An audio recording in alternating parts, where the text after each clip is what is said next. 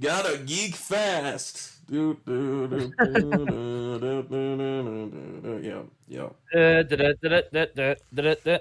Okay, if you couldn't tell by our if you want to shut up, we're talking about the funny rodent today. Yeah, so this is this is gonna be a weird episode because we're talking about games for the first time. Uh, And it's a Video franchise. gaming, It's a franchise I'm not fully familiar with, but because I'm chill through. despite you, yeah, because but that I'm fully familiar with though, because I'm an idiot. Yeah. Thankfully, I played a bulk of the the 2D games, so I think it's a there's at least some leverage there. We may do a 3D one down the line, depends on if I can actually get around to like playing a bunch of them. So because I've played a few, but Yeah, it's like vague memories, or I did it once and probably it's in like, the far off future. But you want to get the show on the road, yeah, I guess there's another place to start. And starting back with in the '91, impetus, Sonic the or Hedgehog. 1990 if you want to be more specific. Yep. Because they went through of course we're going to do the inevitable here and talk about how they made these things, because Oh there yeah, is a lot I of forgot to history when they made these preface. things. Forgot to preface. We're also talking about Oh my. the movies, and All right, I think we should also do the OVA too. Fuck it, you know. there's four movies. We got four movies, several games, and Yeah, this is gonna be yeah, probably a long one, so brace yourself, folks. All right, yeah, let's start with Sonic One. yeah, and of course we got to do our due diligence and talk about the history of these things. Yeah, Sonic One easily had the calmest history, relatively. I mean, like, Okay, from what I you all know the story behind the history of Sonic the Hedgehog Uno. They wanted a new mascot because Alex Kidd is a waste of oxygen. So they said, "Okay, we need a new mascot. Get to work. I don't care how much it is, just do it." And we have quite a few concepts to go over here. The first yeah, one is a Bart Simpson looking ass fucking thing. The development stuff. We got some concept art to go over here. yeah, we got this rabbit bitch who is basically Uh, gonna have the Ristar ability later with like flinging It's with Rise fingers. Star. The box on the back of the box says "Catch a Rising Star." Some people say it's Ristar or Rizstar. It's just like I just Or Rister. It's Rise Star. I think That Ristar was the. It's like the Hydrocity thing. I think Ristar It is is like the Hydro intended City. pronunciation. No, it's Hydro City. Oh, here we go. No, we're not even on Sonic 3 yet. That's We're one of the already doing developers. it. Yeah, But I'll be having a ball with Sonic 3. But yeah, this guy was everybody for years thought this guy was named Feel. But then fucking Oshima shows up. His dementia riddled ass just says, "Oh yeah, his name was Max all along. Fuck you." Max. There's this. And there's a clown with a hat. A clown with a hat. A clown and a young boy. I don't even know what happened. There's a chicken, a porcupine, another rabbit, who kind of gives me the vibes of fucking what's his name? I don't remember. I lost my train of thought. And there's another bird. There's like this And then bird there's with a the wolf. sunglasses. Yeah, basically, yeah, they kind of went through a bunch of stuff. There was also this pitch called Twin Stars, which still had like the iconic Green Hill like visuals, but it was like, yeah, these two kids. Yeah, and I hate, and this shit sounds like so Disney-like. And look at the concept art here. You got fucking Donald Dick and that guy. Yeah.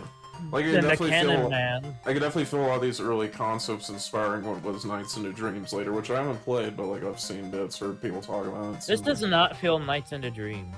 Seems like a cozy little thing. Yeah, I don't know. It's just like And then there's the concept art of the actual Sonic, Mr. Hedgehog here. with more pointy. Everybody thought it was spikes. Needle Mouse for years. Mr. Needle Mouse, you know yeah, I remember that. It's Mr. Hedgehog. And then Sleepy Robotnik in his pajamas. And I actually prefer the way he looks on the concept art. I like the spikier quills he has. Looks more Yeah. hedgehog-like. Yeah, and then there's even one with a bow tie. There's a sketch of him with a bow tie.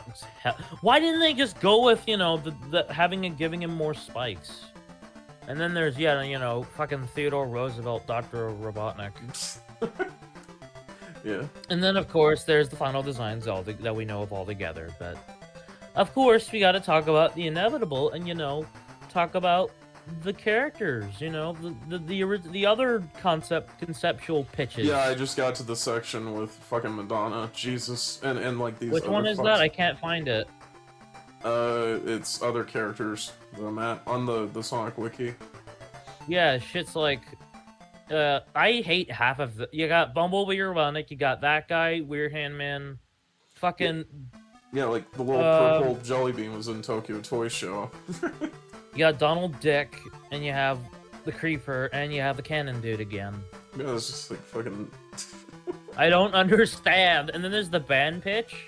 Yeah, I mean, okay. They apparently animated that whole thing, and it's cut from the game, so there's still. We don't even know if they did, because if they did, then you think some pencil tests or sprites would have survived. I guess that's true, yeah. But then again, Tokyo Toy Show didn't survive, so. Yeah, it's a different story. That Sega's shitty with archives, which sucks. And then there's the different others characters on here on this band concept art. You got a monkey, you got a rabbit, another one, that's like the third one, another chicken, and then Vector. Vector! The both direction! Okay, sorry. Oh yeah, I love this. I love the zone. Looking at all this early concept art of all the zones, yeah, it's I love this concept art. I wish they kept the shit in Marble Zone with like these weird platforms and the UFOs. Would have made it look I think cooler. it's in the mock-up, if you could throw that up on screen. Yeah. And then there's, of course, Sparkling Zone. Sparkling Zone is Sparkling Zone. My favorite is would have had an epileptic fit. My favorite is this weird tube area. It's like a laboratory area. I wonder if that was for Scrap Brain. It's obviously for Scrap Brain. And then there was Unidentified Space Zone. Yeah.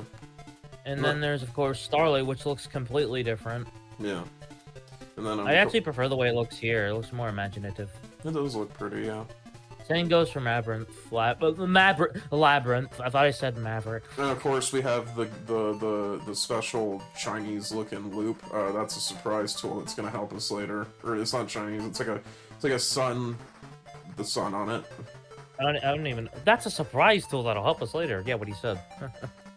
And then we got these little cute little doodles by Hirokazu Yasukara. He did these for all the games, which has like a little doodle Sonic doing all like the gimmicks of the stages, which I thought was always he was a core level designer for this game. Yeah. Funny to think how this game was only had like what 6 development members. We'll get to the next game, and the next game is a shit show. Yeah.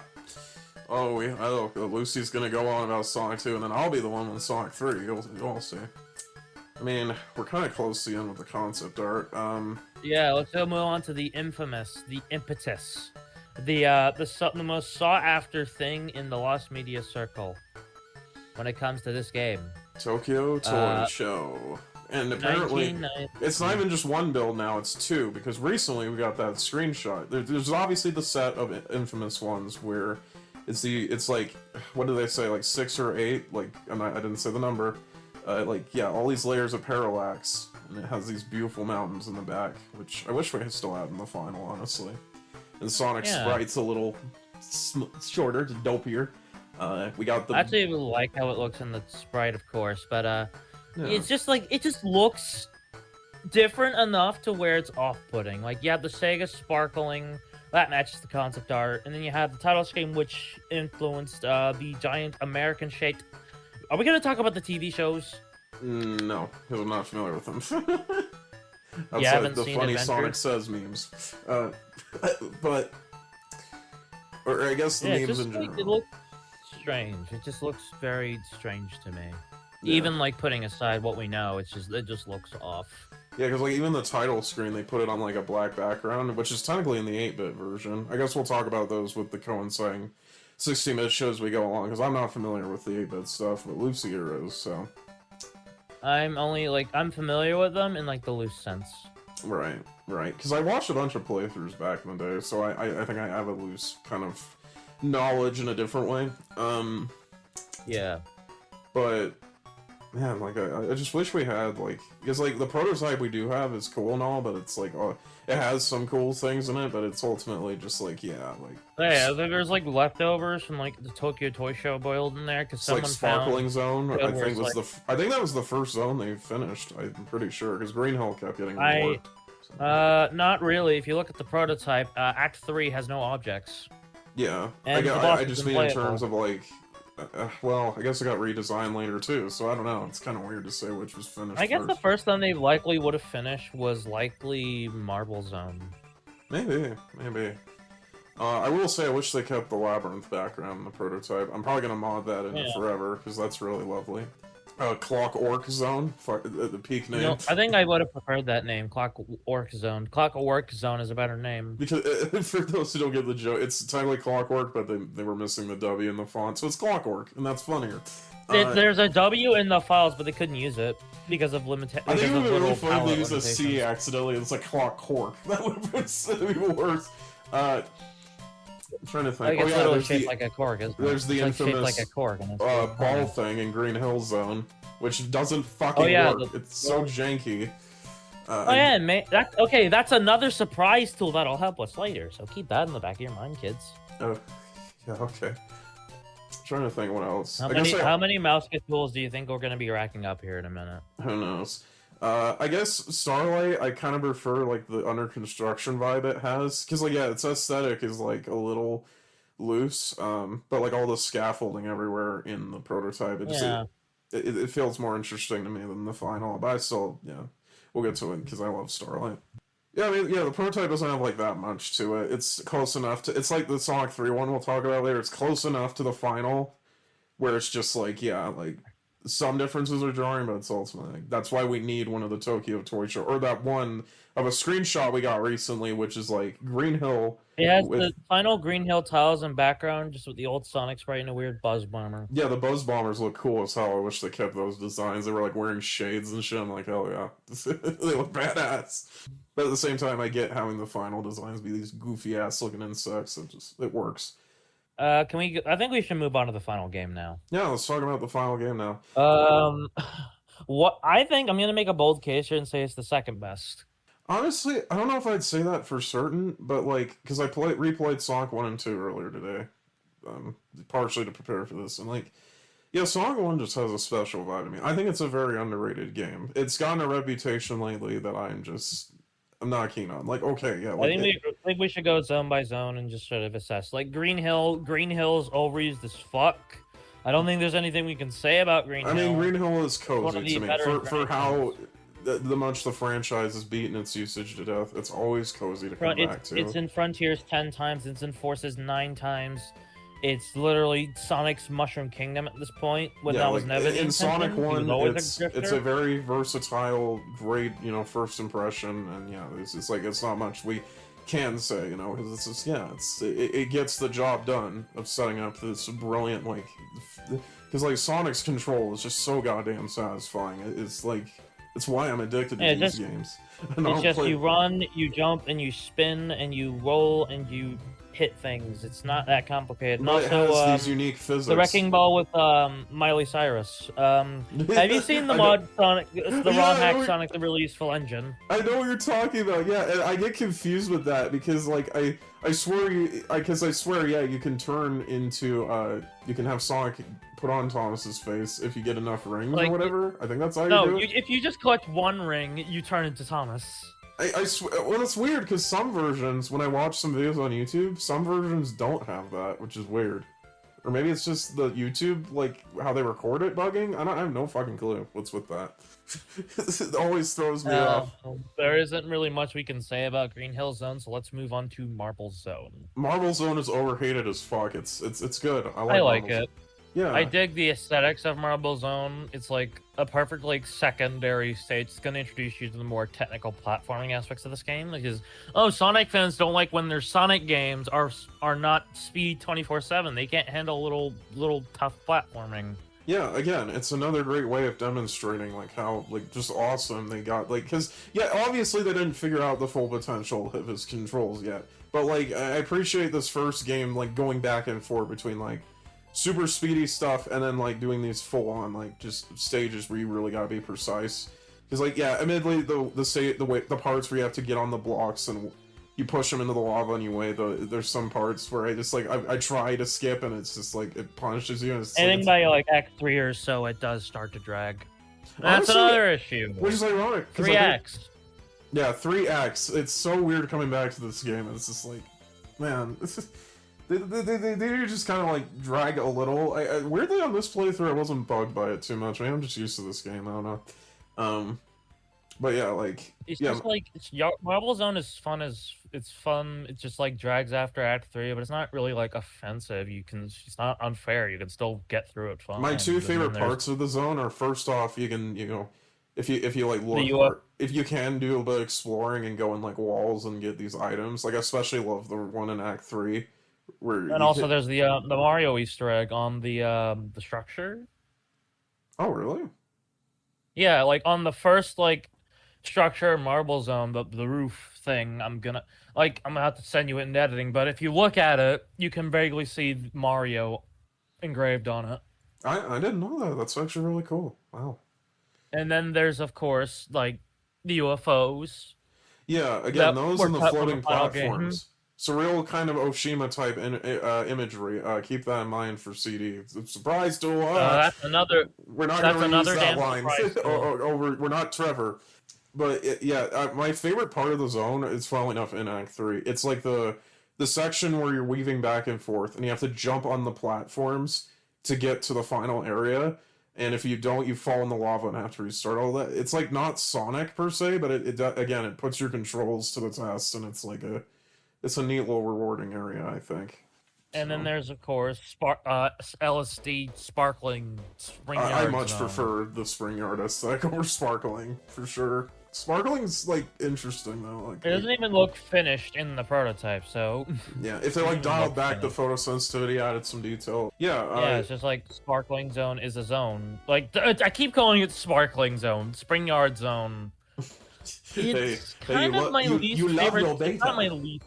You love your beta. It's not my least favorite zone, but it's definitely the slow one. It's just like it's weird I'd argue it's so weird. because you go from fucking industrialized marble, you go from medieval ruins to a fucking outside of a city. I want to say, like you're outside of a city on the rooftops. Yeah, these Sonic until like I'd say 3, it doesn't exactly like perfectly tie all these zones together. Which obviously the lack of transitions and distinct acting. That's a surprise tool that'll help us later. Yeah, yep. You go on right. Yeah, I think Spring Yard's a weird middle ground between Green Hill and Marble. Because on one hand, I love like all the ramps and like all the like they just give you so much versatility and like being able to. I'm probably gonna use that word a lot. There's just a lot. You're able to speed up a lot, but there's just not like. Again, it drags a lot by the third act. Like I do hate those block sections where they're like moving up and down. You have to like kind of awkwardly. Yeah, and that those big aren't piece fun. of shit right before the boss in Act 3. That's something. That like I was taking some risks this time trying to get it on the other side. Yeah. And of course Labyrinth Zone, which is overhated as fuck. Labyrinth's It's not fine. hard. You guys just suck. It's not you just great, suck. but it's fine. All you have to do is just like platform. You just have to platform, and you just have to like. There's literally a shortcut in Act 1 and 3 that lets you skip a majority of the water. Oh, I didn't know Act 3. Game. I did use the one in Act 1 today, so I never had before for some reason. I don't know. It's not bad game design. You just suck at it. It's kind of a fun challenge. It's just like the waiting for air bubbles that would annoy any normal Joe. The boss sucks though. I'll give you that. I don't know. Like I do dig the boss. It's just like it's a really that feels like something you put at the end of the game, not in the. Hey, at least it's not the second zone. Labyrinth was going to be the second zone instead of Marble. Yeah, in the order. Probably would have killed the series right then and there. There would have been no series. Anyway, because then it would have been a laughing stock. You go from people say it's already bad going from Green Hill to Marble. Imagine Green Hill to Labyrinth. Sweet Jesus. I would have put this as the penultimate zone of the game, if I'm honest. Yeah, like, because Starlight, I guess it's a good segue, yeah, because Starlight, kind of just feels easy by comparison. It's like a nice breather, I guess. Yeah, it's probably my favorite zone in the game, honestly, mainly for the aesthetic and that music. We're going to talk about the music with every game, for sure, because there's a lot to say. We'll talk about the music after we get through the zones.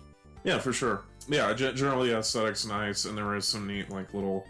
Starlight Zone would have been the fourth zone in the original order. So the original order would have been Green Hill, Labyrinth, Marble, Starlight, Spring Yard, and then Clockwork. So I wonder if Spring Yard would have been harder to compensate. I don't know. It's like the original order is interesting to me. I think the final one again just goes back and forth nicely between super speedy and then super platforming heavy. I would put Green Hill as the first zone. Keep Marble Zone as the second. However, swapping Starlight, keeping Spring Yard Zone in its place, then swapping it with Starlight, swapping Labyrinth Starlight together, and then Scrap Brain. Yeah, it's just like one little change there. I think would have made more sense structurally. I think. I guess we go into Scrap Brain. Or sorry, we didn't talk much about Starlight. There's not much to talk about with Starlight. Yeah, because like you can literally skip. Like I literally can just yeet over the walls and stuff. It's just like it's like there's not. I wish there was just more to it. You know, you actually could confront a lot of the challenges. Scrap Brain fucking blows. Scrap Brain can kiss my ass. Yeah, it sucks. Because like Acts 1, like you saw me play it. Acts 1 and 2 are perfectly fine. It's just like the overabundance of fucking pits and goddamn electrical. There's houses. just too many obstacles everywhere. They just place them with no. And, like, you can damage boost through everything, and it's just not very satisfying. Yeah, that bombless pit in Act 1 especially, I almost got tripped up on. It's like, you can trigger up easily there and die. It's bullshit. And then Act 3 is just Labyrinth again. Fuck you.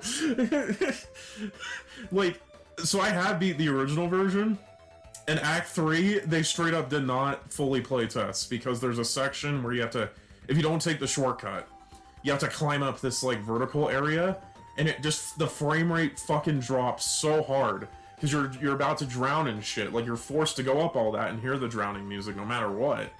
And it's just like, holy shit, it's almost unplayable. Like, I can't imagine how many kids, like, died at that part. You were talking the whole fucking time. I was going to get food. Where were we, Scrap Brain? Yeah, so I was rambling about Act 3. You can hear it back in the recording. I was just talking about the fucking... The area in the original version where the frame rate goes. Let me give my 2 cents. It's just basically Labyrinth Zone Act 4. Yeah. Like, rumor in development, like, they were going to do their own assets, but they didn't have enough time to do it. Yeah. But that brings up another theory where, oh, it's built on top of fucking Labyrinth Zone, and then why don't you just have Labyrinth Zone be the second and last then? Yeah, I don't know. Like Scrap Brain, if it was 2 acts, I guess I wouldn't have cared. Like, cause like it just feels like a certain zone in Sonic 2 we'll get to where they just shuffle around weird shit. Anyway, yeah, that's all. I guess there's Final Zone too, but there's nothing to it. It's a shitty fight. Wait for the charges, hit the piston. There's nothing to it. You just sit there. You feel like a lab rat in a thing. I guess that's kind of the point, but it's also like, bro, I don't know. It's just fucking It's just fucking boring. All the bosses in general are kind of just whatever. I guess to be fair, in all the games, most of them are just kind of. I guess. Yeah, I guess we can talk about music now. Yeah, Masato Nakamura composed 1 and 2, and technically he didn't arrange them in Genesis. That would be Hiroshi Kabuta, who passed away sadly last year, with little like actual news about it, which sucks. So he also arranged Michael Jackson's Moonwalker. I'm not talking about that game anyway. That's another surprise tool that'll help us. True. Yeah, exactly. Yeah, everyone knows Sonic 1's music. It's iconic as fuck. Even past Green Hill. Like, Starlight was played at an Olympics event. I think it had an orchestral rendition in a Mario and Sonic Olympics game, too. Yeah. Like, yeah, Starlight's my favorite track. I love that one. All the music's really good. I fucking love it. I'd have to go with Spring Yard as my favorite. I just like good percussion. Yeah, the funky, jazzy feel. However, the shit sounds better in the prototype because the snare is... Okay, time for some trivia. On the prototype Sonic 1, the Sega chant does not play. And the reason for that is they hadn't implemented it yet, of course. But when they did, there was a programming error where it caused the snare to be sped up by approximately 17%, which then fucked over the sound of the snare, which then gave the Sonic music a Mandela effect, where it's like, oh, that's how it sounds. No, this is how it's supposed to sound. And if you remove the Sega chant from the actual Sonic 1, then it'll play as at its intended speed. If it was at its intended speed in Sonic 4, I don't know if people would be bitching as much about it there, but who knows? Man. Like, they didn't correct it at all for any of the future games. I thought it was, or for Sonic 2 anyway. They thought it was fine. They redid the another surprise tool. Wait, have we racked up like 8 different surprise tools? Anyway. I guess I'm trying to think. What have we not talked? Oh yeah, special stages suck. What were they thinking with that? Like, they just suck dick. You barely have any control because like they give you like all these like little knobs. You can reverse it. You can speed up, slow down, but that doesn't mean anything. At least in Sonic 4, you can at least like. At least you can rotate the whole thing. Yeah. They also brought it back in Superstars. Oh, surprise tool. Oh. Hey, we're both doing it. That makes 9. Fuck me. I'm trying to think what. I don't think there's much else gameplay wise. The only other thing we could talk about is the visuals of Sonic 1. We should talk about the visuals. It's pretty standard. It's not really that impressive. It's pretty standard. I mean, it was like a 4 megabyte cartridge, I'm pretty sure, but like, yeah, it's a pleasant looking game. Like I dig like the particular like 3D-ish look of this one, especially. I do think this game looks better than Super Mario 4 because another factoid for you, Super Mario World does not have a unified art direction because they had so many different sprites from different eras of development, and they never went back to redraw half of them. So the final game is a mess. Yeah, like because I've seen enough of Super Mario World how it looks to say it's not even just that it looks flat. It's just like it's inconsistent as all hell. It doesn't look like a cohesive thing because I know wasn't it for the NES initially, or am I wrong? No, it was just a Mario 3 port. Right. That explains because I saw a screenshot with like the map and everything. Yeah, I think that's all we have to say about Sonic 1, really, right? Yeah. I give it an 8. I love Sonic 1. I think people, I give it an 8.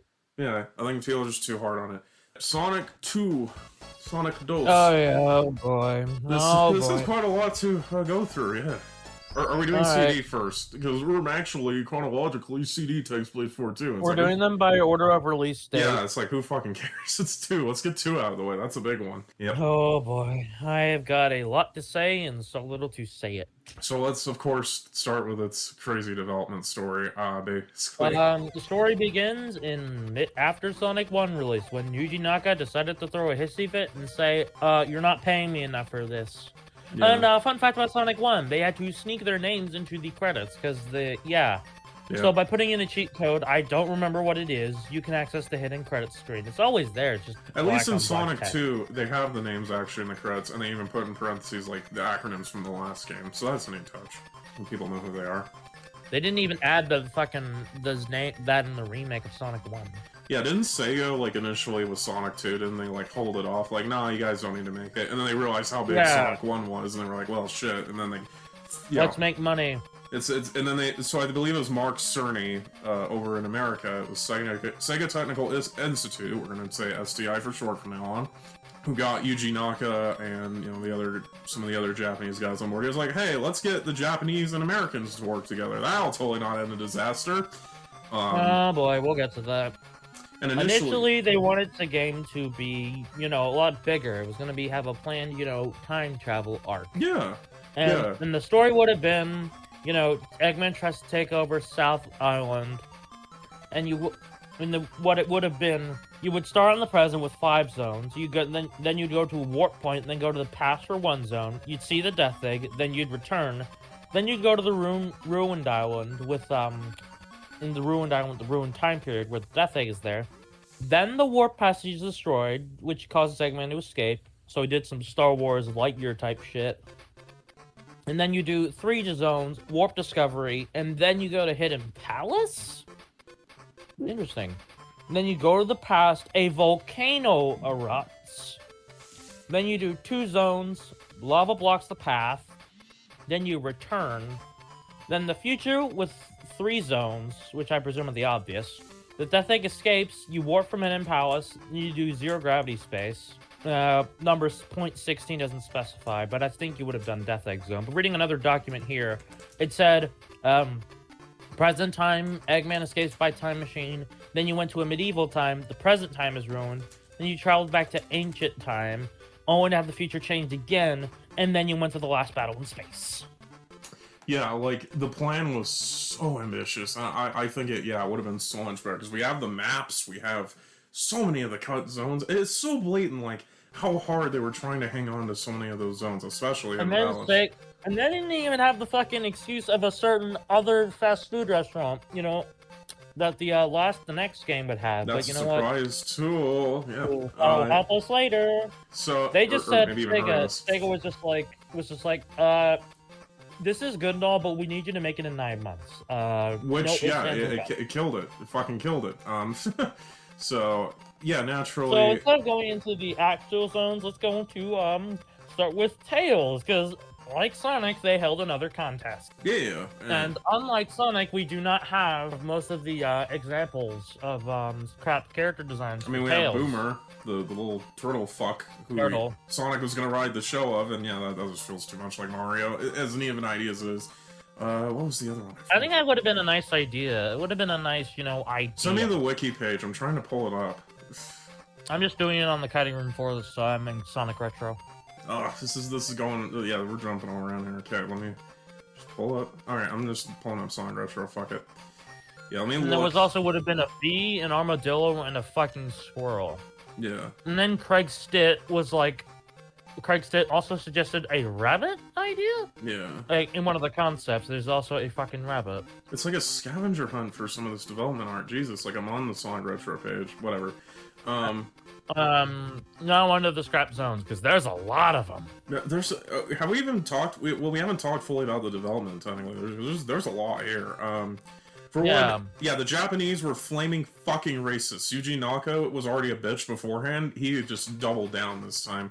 They were constantly, like, reworking American art, and I'll specify as we go along what zones I know have American art. Well, I'm just gonna get the obvious two out the way. Hidden Palace, Winter Zone, Sand Shower Zone. Oh wait, what's Winter Zone would be called Rock World Zone? I think technically Winter Zone was like a palette swap midway through Sand Shower, so, yeah. Yeah, and then they changed it to Rock World, and Hidden Palace, of course, obviously, that one. Yeah. And then Oil Ocean, that's also American. Technically the background was Japanese, because for some reason they decided to fucking, rework that. Metropolis, I think you already said that. I didn't say Metropolis, Wood Zone. Yeah.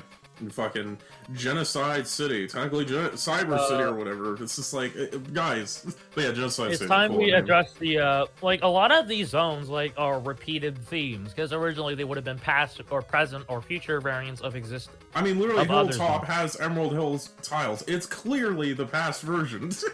Like, Jesus. Yeah, and Wood Zone was going to be a present version of Casino Night Zone. And people thought it would have been a past version of Metropolis. Well, all you have to do is use your damn eyes to see that Metropolis and Wood Zone are on the same map. Oh, man, there's so much to this game's history. We're just, like, going back and forth. I guess we'll talk about the music at the end, because there is a funny story with that.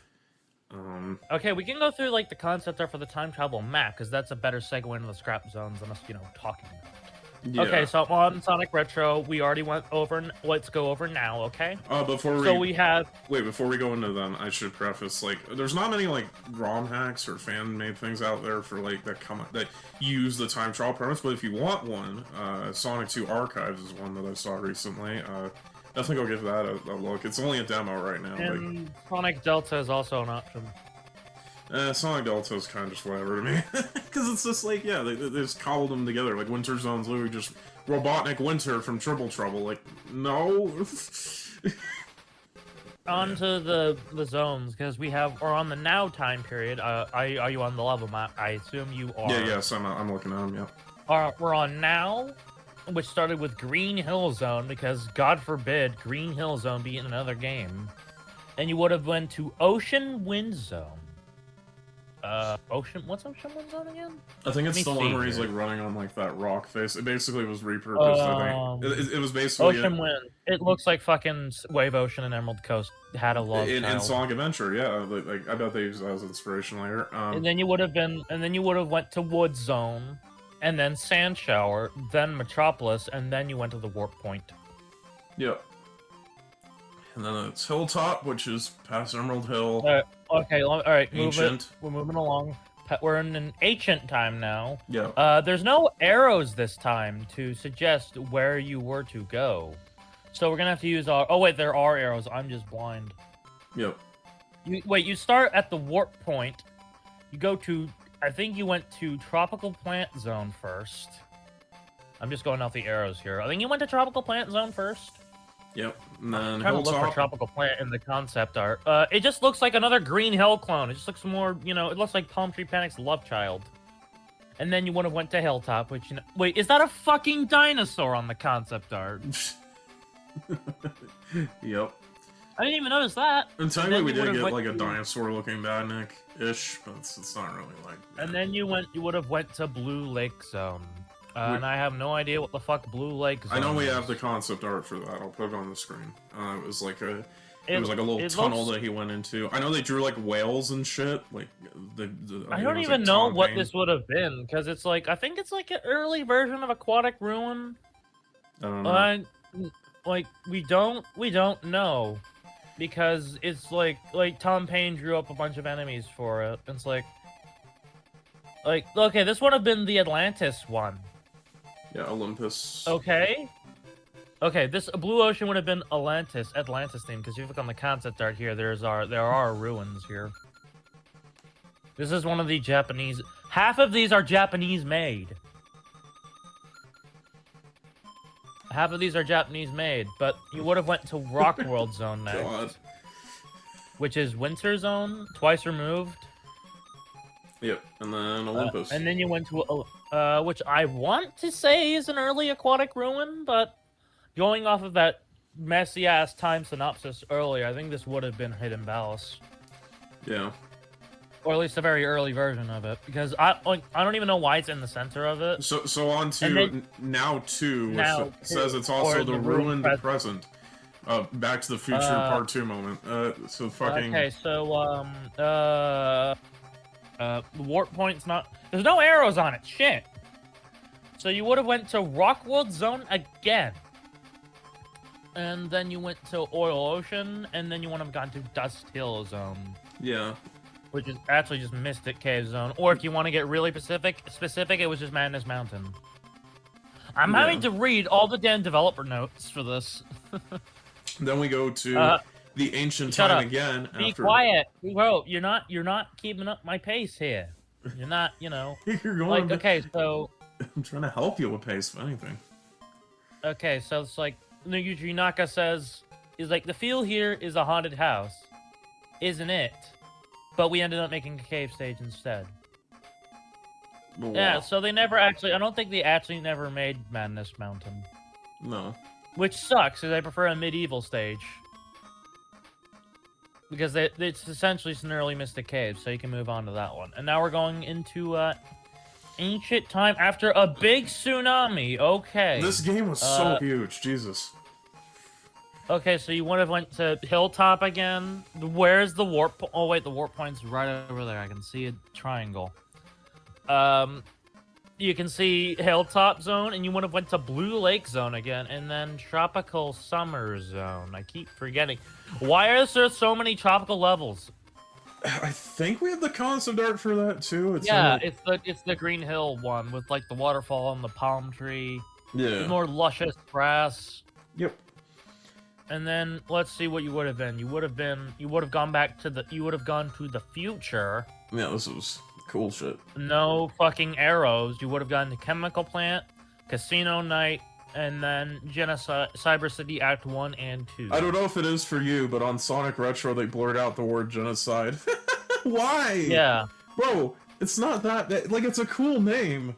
It like perfectly fits like the fucking. And then you went to the next one, and then you go to the next one. Everything is on fire for some reason. Some fucking. Why is everything on fire?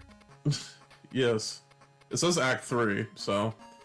Yeah, so you would have had to go forward in. No, you wouldn't have gone forward in time. What is it with? And then there's just.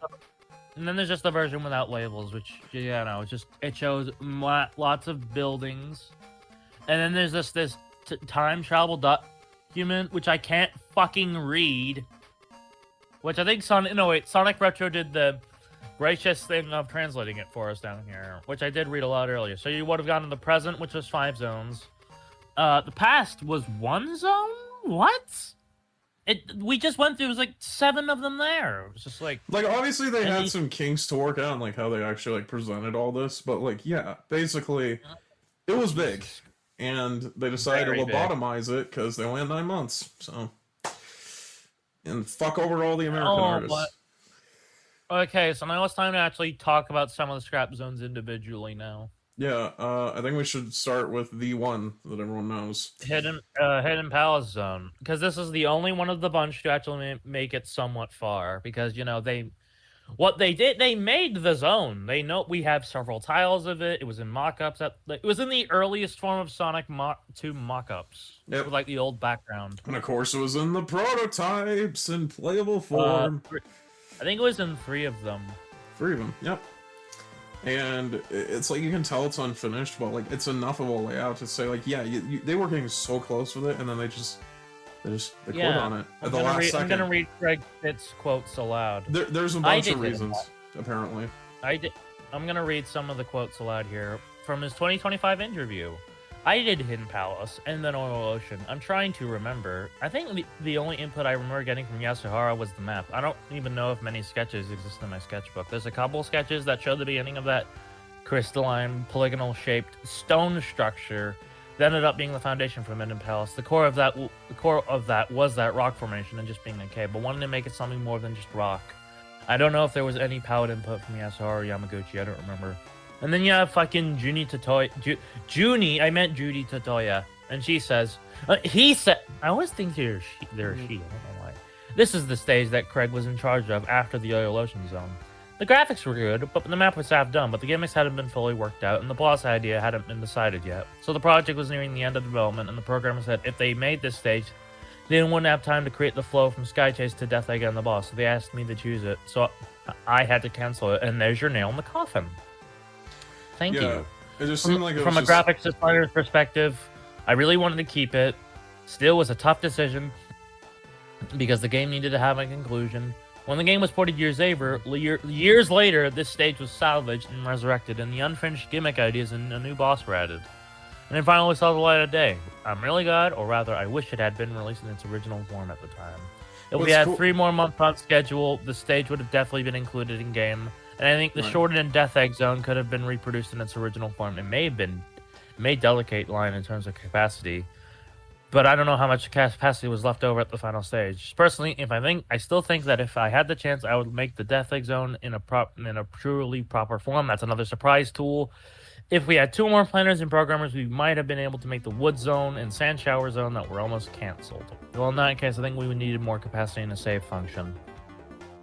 So TLDR, if they had the time and if they had saved cartridge space, how many fucking quotes do we have? Yeah, okay, let's not read them all, please.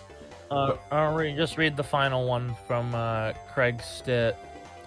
During a 2025 interview, it changed over time. I remember going into like the conference room and to sit down and play Sonic 2 just for fun, and I went to pull up my. Because I said, this was the first level I did. I moved on and was working on Oil Ocean. It was really close to the end of the game. I remember being really close to the end of the game, but then checking dates, it's got to be a little, based on other people's information. There had to be a little more time before the game actually shipped. And I remember going to pull up what was the official, at the time, version of the game, and it was gone. You couldn't access it. So I went and talked to, I may have asked Yasuhara, but I know I remember talking to Roger Hector, and he told me that it had been cut because of memory. Because it didn't have enough memory room on the cartridge, and I remember being really pissed. Like, once again, that's my favorite art period to this day, so I was very pissed. Then the game shits. Then the cool part of that tangent here, I got to carry the chipset from Sega America over to Tokyo because it was faster and more reliable to physically carry the chipset back then instead of electronically transmitting it. So I got a free chip to Japan. I have no idea why they chose me. While I'm on the plane, they discovered a bug, so they did end up having to at least electronically transmit something. The game had shipped, and within a few weeks of the months of the game being out, people had used, is it Game Shark? Game Genie? One of those to hack the cart and found Hidden Palace Zone, or a ghost of Hidden Palace Zone. I was pissed. Well, there was still room, because it's still there on the cartridge, but it turns out they just didn't have time to program it, so they had to do a quick rewrite of both story. That's where you were supposed to go to get the Chaos Emeralds, and you got your supersonic powers. Or something. Was it Hidden Palace Zone? By completing Hidden Palace or something like that? There were only ever 2 levels to Hidden Palace Zone, and there was no boss level. When the guy, I don't remember his name did the handheld phone version of it, that brought it all back to life again. He added that weird organ. I have no idea why it's an organ. But there was no boss on the original. I think it was maybe memory. But it's definitely they didn't have time to finish the programming and to get into the game proper. I'm actually lucky that parts of it were still on the cartridge and that there was this huge mystery and all these urban legends. And also the fact it's Hidden Palace and it's hidden literally in the game, kept it alive. I think that's why it's in the game officially now. Finally, as of a few years ago, the whole thing kept going because it did exist. I'm really glad it took a couple of decades, but the artwork's out there. This is a lot. There's also Astropede. Yeah, because he reused the art in both Sonic Spinball for Toxic Caves and the Segapede prototype thing. The point is, they had no time to make this one zone, and they had it all fucking done. Any of these scrap zones, they got so many. But like, yeah, so it was this also was just the one that made it the thing of it being in the infamous pit in Mystic Cave. That was also planned from the start. And all like, right, moving on to the next. I found out more recently. One is... more thing. I found out more recently because I used to not be as big on Stealth's version, only because it wasn't faithful to the layout. It felt very proto-Mania to me with like all the gimmicks and shit. But then I found out recently that they actually consulted Sonic Team, at least those who were over there still, who had worked on Sonic 2, to get feedback on it and, you know, make sure it was faithful to their kind of design. So yeah, that it definitely does feel authentic to me now in a way, while still being, you know, very stealth feeling, you know, with Mania. So then on the cutting room floor order, the next big known was we're gonna go up. We're gonna go above Hidden Palace because we're gonna go through Ocean Wind. I actually do like Ocean Wind the way it looks. It's like it's sort of a fusion of Wave Ocean from 06, but like a Emerald Coast from Adventure. I can see why they scrapped it because, you know, time travel's gone, so you have to. Half of these don't make any sense. You gotta remove it. But then there's stuff like Wood Zone, which was in the game, and it's like. This, you could still work this in as like a woods level. And this was Brenda Cook. I'm gonna call her Brenda Ross. Yeah, and she also did Sand Shower and Winter Zone. Yeah, and it's like I think Wood Zone does look good. I said I wouldn't read more quotes from her, but I said it was like about halfway, I'd guess, or a bit more. I remember the Wood Zone having a pink flower somewhere. I am her girl. She sounds like a nice bloke. And according to Judy Totoya again, it was canceled because of gameplay issues that came up during the testing map phase. I'm sorry? There's barely a map! I think a lot of the stated reasons are just bullshit. Maybe we don't have that map, but it's definitely like fucking like... What? Like, they had to implement it to test it, to scrap against the American contributions, and it really aches. We did more recently also get a recreation of, I don't know if it's next on the list, I don't fucking care. Genocide City, we did get a bunch of Tom Payne's like art. Sand Shower is the next art. one on the list, but either way, they had to have finished a Wood Zone map and implement it into some build, but then cut it out. In the build we have in that infamous prototype was a test map. Okay, so let's read. There's another Judy Totoya quote, which I'm gonna read. It says, "The Screech was created by Brenda, and at the same time, Ishiwata was creating Emerald Hill, and Craig was creating Oil Ocean in the early stages. This swage is well known amongst enthusiasts because the temporary map was created partway through and was included in the beta version." Okay, that explains my theory. The reason it was cancelled was that when they tested the graphics and gameplay with the temporary map created partway through, it was difficult to express natural-looking trees due to the graphics capacity, and the three-dimensional effect was not present. And it inevitably had a blocky feel that was cut off partway through, and the joints between the blocks and the leaves were noticeable. Also because of the map structure, it was centered around vertical... Address me!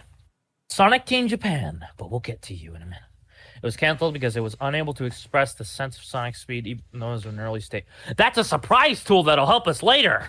There's so many contradictions. Jesus Christ, the contradictions. Yeah, it's almost like, you know, they would make up any excuse they could to say, you know, they had deadlines and they didn't care about the American shit. So let's not put any next on effort. the list and on cutting room floor is Wood Zone. No, not Wood Zone. Sand Shower Zone. Sand Shower Zone, also referred to as Desert. I actually kind of like the look of this one. Like, it's got a very nice background. I think they really, really should have kept this one in. Because the game does not have a desert level. Yeah, we have like a mock-up like that made it to fucking magazines. Like, Jesus, the Brenda Rosses. Yeah, and there's also Brenda Rosses with the moving, yeah. And we have... Brenda Ross, Brenda Cook, what's her fucking name? I'm gonna call her Brenda Ross. And she said, I think it was completed. I couldn't have gone on to create the woods if it hadn't been. They just didn't have time to add it to the game. Oh And there would have been God. underground and above ground sections too.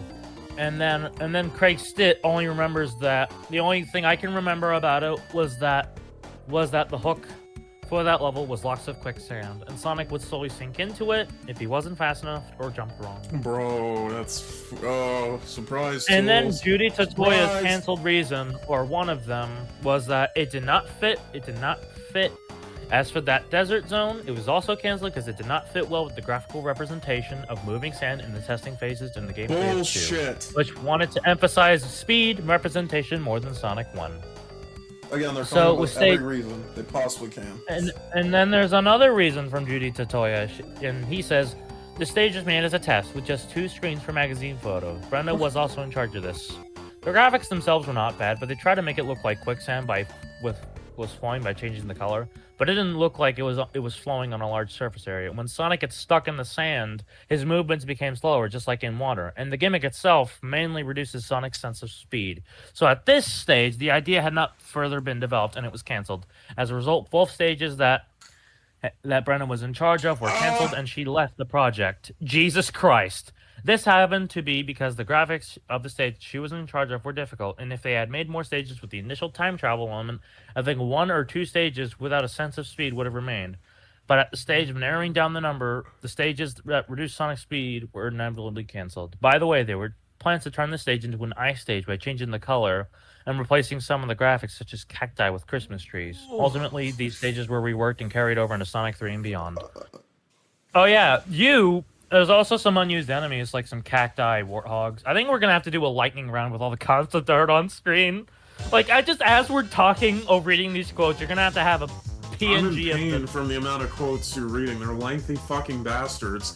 And, like, they're Yes, all but the we're same excuse. They're making up every excuse they can to hide the fact they were racist motherfuckers who didn't know that, like, they didn't know how to properly communicate with the Americans. No wonder Mark Cerny fucking left. The idea for Technical Institute was just like, oh, I want to create a studio in America that is friendly to new developers here in the West, while learning Such more a from the joke. veterans in the East. And Mark Cerny fucking left. He was the one who started the idea for Song 2, and what they tried to do, and he fucking left by the end of the development. It's like, I wouldn't blame that guy. Like, I'm the making idea this- on paper is good. I'm because labeling this its like, own section on the video, the development history, because in case you guys couldn't tell, it is a fucking rabbit hole of shit.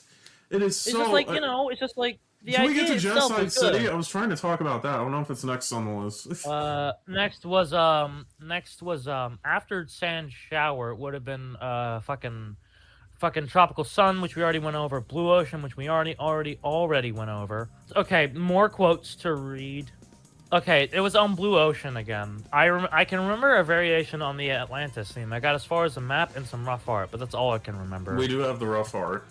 We have him, like, And then drawing Judy the lines. Tatoya said this: I do not know of the existence of any other sketches other than my own concept art. The American staff worked in a separate room for me because they are not good with fluorescent light, okay? I am not good with indirect lighting. I did not know until now that they created such sketches because all I know is the digitizer screen. And this is in reference to Blue Lake and Ocean Wind and Tropical Sun. And you already went over Hidden Palace. Rockwood Zone, which was basically like the final attempt to push Sand Shower back into the game. And what's interesting is that Sky Chase's music was originally composed for Rockworld, or the Winter Zone. It was for Winter At least that's what it says here. Yeah, and then Brenda Ross again. The Desert Zone, as you see in that image, with cactus and assorted plants, it was designed to have a palette change, which turned the sand into snow, and you'd have a winter scene. We had to be fairly ingenious with such a limited palette in the Winter Zone. That's what I call it. Instead of cactus, I had created Christmas trees, which kind of looked cool. Sonic would travel through the sand or snow tunnel, depending on what palette was used. Yeah, and then there's just Judy Tatoya's quote again. And then there's another quote from Brenda. I don't think it was late. I just think we ran out of time and they cut my art. I was pretty disappointed, but when you work for a company and they hire you as an artist, that's a possibility. I did the desert level, which transformed into a Christmas level. It was only very, very recently that we were able to uncover the Christmas art, because one of the guys that was really following this stuff for many years was always just bugging me. Do you have the Christmas level? Do you have the Christmas level? To get him off my back, I went and looked at all these old VHS tapes and sent them this story, and he was able to find them. They were over the moon. Sent me copies of them, and I'm like, yep, that's it. She just sounds like a nice bloke, you know? She's just so over it. I'm reading these. She's just over this whole fucking thing. Can't blame her. Like, they didn't have names. Fucking hell. Okay, now we can move on to the other big one. Genocide City, also called Cyber City, but fuck you, we're calling it Genocide City. So this one, I want to say a bit of knowledge on it. So, like, yeah, recently the Video Game History Foundation, they not only pushed out more knowledge regarding Brenda Ross's, like, Wood Zone, Sand Shower, Winter Zone, all the her mock-ups, but they also dug up Tom Payne's art, and they found not only a bunch of, like, sketches, but they also found rough level layouts, they found pixel art, and basically we now have a rough reconstruction combined with the art from the machine, but from Sonic Spinball, because we know, like, yeah, the art was reused there too. So now we have a rough version of the stage, basically, which has all these, like, interesting gimmicks. It seemed like it was gonna be an awesome stage. I definitely would have loved it more than fucking Metropolis. Another trivial fact is apparently the slot 0E was Chemical Plant's music. Although it's unknown if it's a placeholder. Yeah. But yeah, we have maps, we have art, we have sprite art. We don't have any level tiles, although we technically do with a certain other game.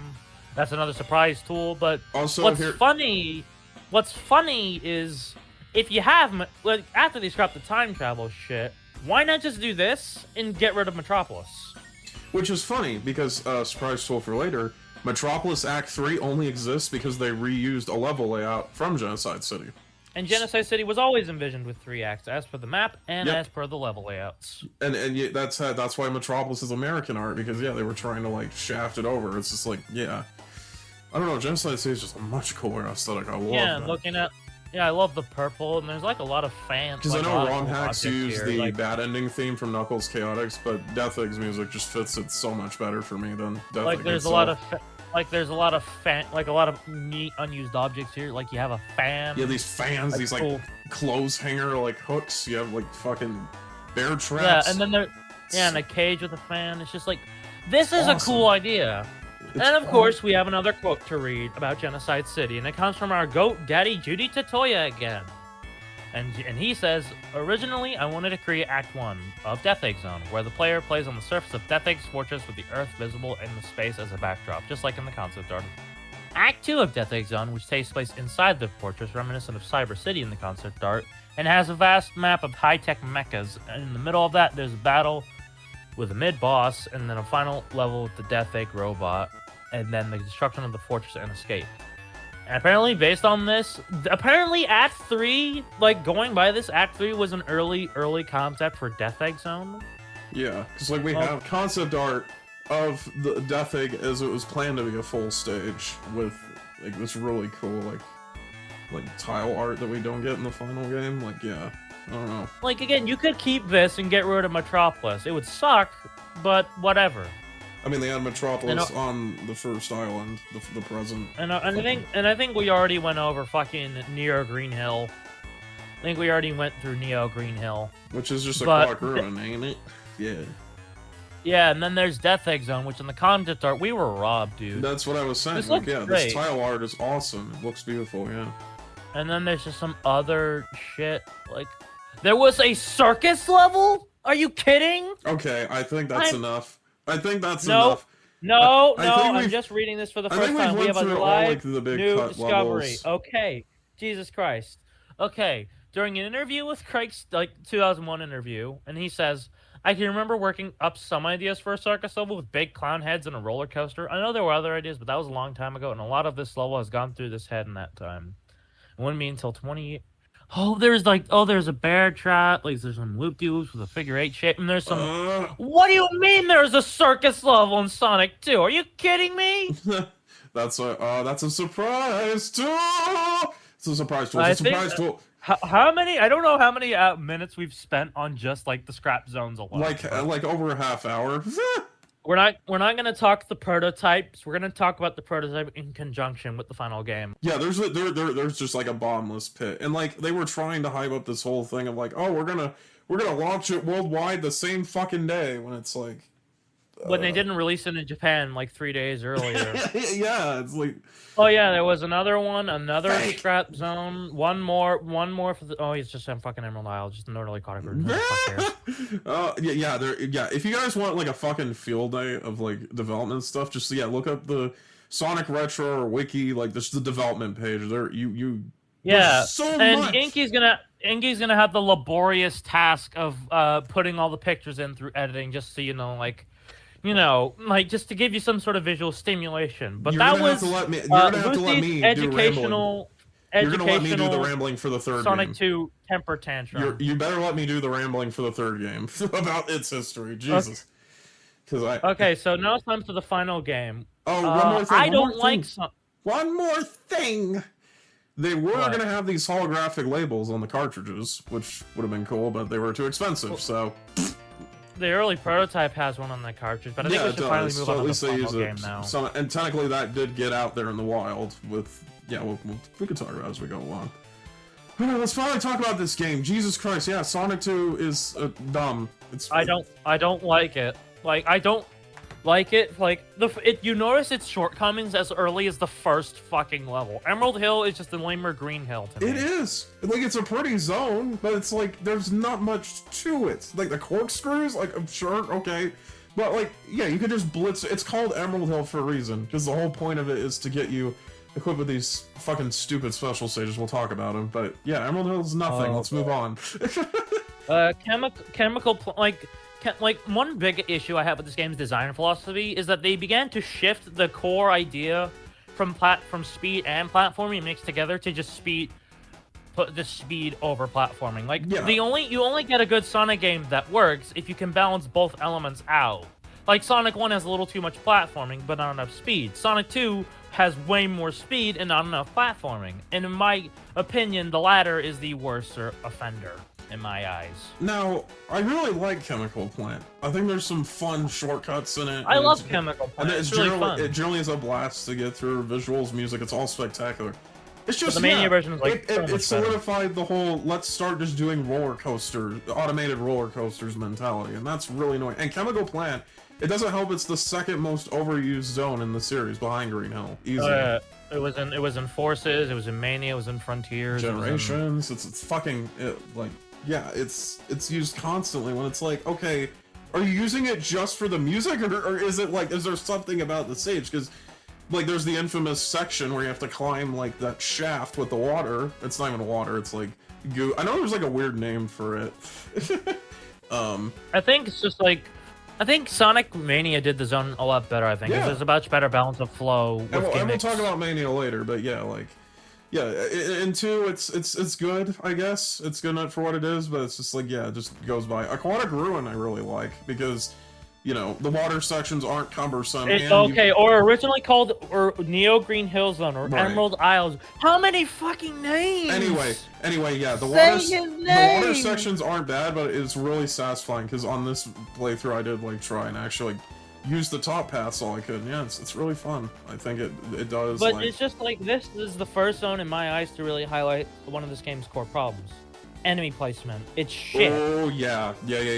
As soon as the first fucking enemy, if you don't hit it just right, like below or like an awkward angle, you can't just jump into it. You get smacked out by a fucking coconut. It is bullshit. Literally seconds after you start the game that happens. And I don't even like CD that much, but yeah, I'll give it one thing. They at least have the balls to extend the camera instead of keeping Sonic in the dead center. And the enemy placement isn't that bad. Here it is fucking like... It's worse than the first game. The enemy placement's worse than the first game, and there's a certain zone later where it rears its ugly head we'll get to, but yeah, throughout the game it's a constant problem of like, Jesus, guys, like, you don't just place them wherever the fuck you want when your whole point... Casino Night Zone is interesting. It's mid. Because... the thing is, in the beta version, it looked way more pleasing to the eye. It had a lot of more like blue, pink card motif. Well, then the final just looked like Hollywood. I did check; it wasn't American art, just in case. Wait, both versions weren't American art? Yeah, they weren't. Funny. But yeah, I prefer that old look, and I definitely prefer the But old again, music. The they, old they music saw sounds this a lot. whole zone and said, why don't we make an entire game based on a shitty gimmick from this level? We'll get to that. We'll get to that. Yeah, Casino Nights is kind of whatever. It's got a lot of clunky gimmicks. This is not. You just kind of go through it so awkwardly. But I was gonna say, like, it's not just the prototype look. The prototype music is better. But what's interesting is the music's not really faithful to the demo that Nakamura wrote. So put a gap here. Put a gap here. Play the thing, and then play both tracks. First, here's the final version.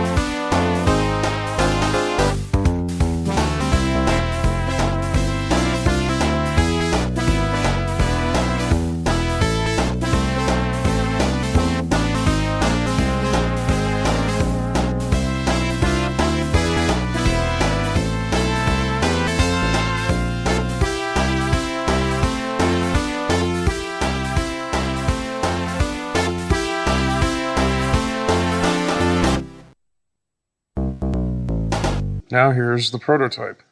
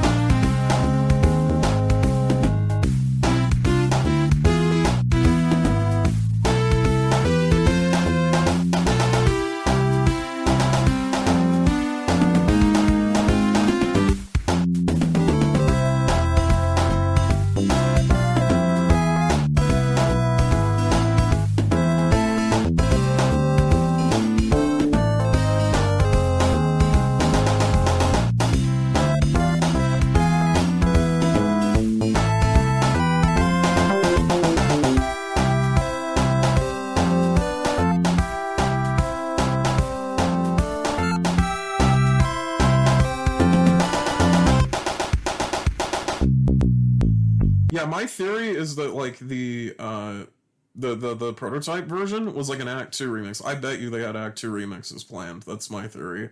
Because it's not faithful. It really isn't. And like, I imagine Nakamura heard it and was like, "Could you guys, I think like..." after this point, Sonic 2 goes from okay to just either extremely mid or just outright bad. I can't stand the back half of the Hilltop's game. fun. It's just like, again, it's Hilltop blatantly is, Emerald though, Hill Past. Like, of course, yeah, some of the reused tiles, but I love the background. Like, none of these fucking zones go together. Like, Sonic 1 had its gradual flow. Like, you know... Yeah, you know, it was from gradually going people. from, like... It was showing, like, this nature and technology battle, and at the very end, yeah, it just shatters. Like, yeah, it's a really cool aesthetic throughout. Like, there was an underlying thing. Sonic 2, you go from nature, industrial. It's very extreme, and then you have 2 nature levels and then 2 industrial levels, and it's like, yeah, it's a weird back and forth. And the only reason West Side Island exists is to justify the time travel story being scrapped, and so they could fit all these wacky zones. Also, the Death Egg. I think the Death Egg did exist in the time travel story, right? It did. Either way, crazy. Because there's a note that says it existed. Either way, Sega's funny of trying not to get sued by Disney for that. That's awesome. Mystic Cave Zone. Oh, we didn't talk about Hilltop. We didn't talk about Hilltop, bro. You're dissing Hilltop, my boy. My boy Hilltop. It's just really, really boring. There's some good, decent I think it's level fun design. with some of the gimmicks and like that stupid music that everyone hates. I love it. It's the prototype. It has some that's even decent funnier level design, harmonica. but the screen check effect is disorienting, and yeah, it could have just been better. There And the Mystic is Cave some awkward bits. Yeah, Mystic Cave's good. I don't. or I don't mind Dust it either. Hill Zone. I don't really have like, of course it's made better because if you fall down the shit pit, you get transported to an actually good level. Like you do get some interesting platforming gimmicks. Yeah, you get Hidden Palace. Like I said earlier. I just don't like how, like they said, like the other levels didn't match Sonic's sense of speed. Well, this one doesn't either. I don't know. I think there's a neat like little. There's still There's back not and enough forth energy speed to it. here. But yeah, if Like, you there's fall barely down any the pit sections of that you death, speed up, so normally, they're fucking hypocrites. if you fall down the pit of death, normally you just get killed there. Because yeah, they removed the spring. There was like a prototype build where they had a spring there, and then they removed it, which is fucking hilarious. But yeah, in the stealth version, and in a bunch of fan versions, they removed it. If you go down that pit, you get Hidden Palace. And like I said earlier, like, because the prototype layout's kind of whatever. Like, obviously it wasn't finished, but it's like generally, it's like the back and forth wasn't like that pleasing. But Stealth's version, I've warmed up to lately, because again, like, it's more authentic given they got feedback from the actual people, and it's like, yeah, it's a fun stage. I don't like the boss that much that they made for it, though. I'm not a fan of that. Okay, I think, is Oil Ocean the next zone in order? Yes. Yeah, Oil Ocean's... This is just where the game takes a dip. Yeah. Like, I love, like, the shortcuts you can take, but there's not many.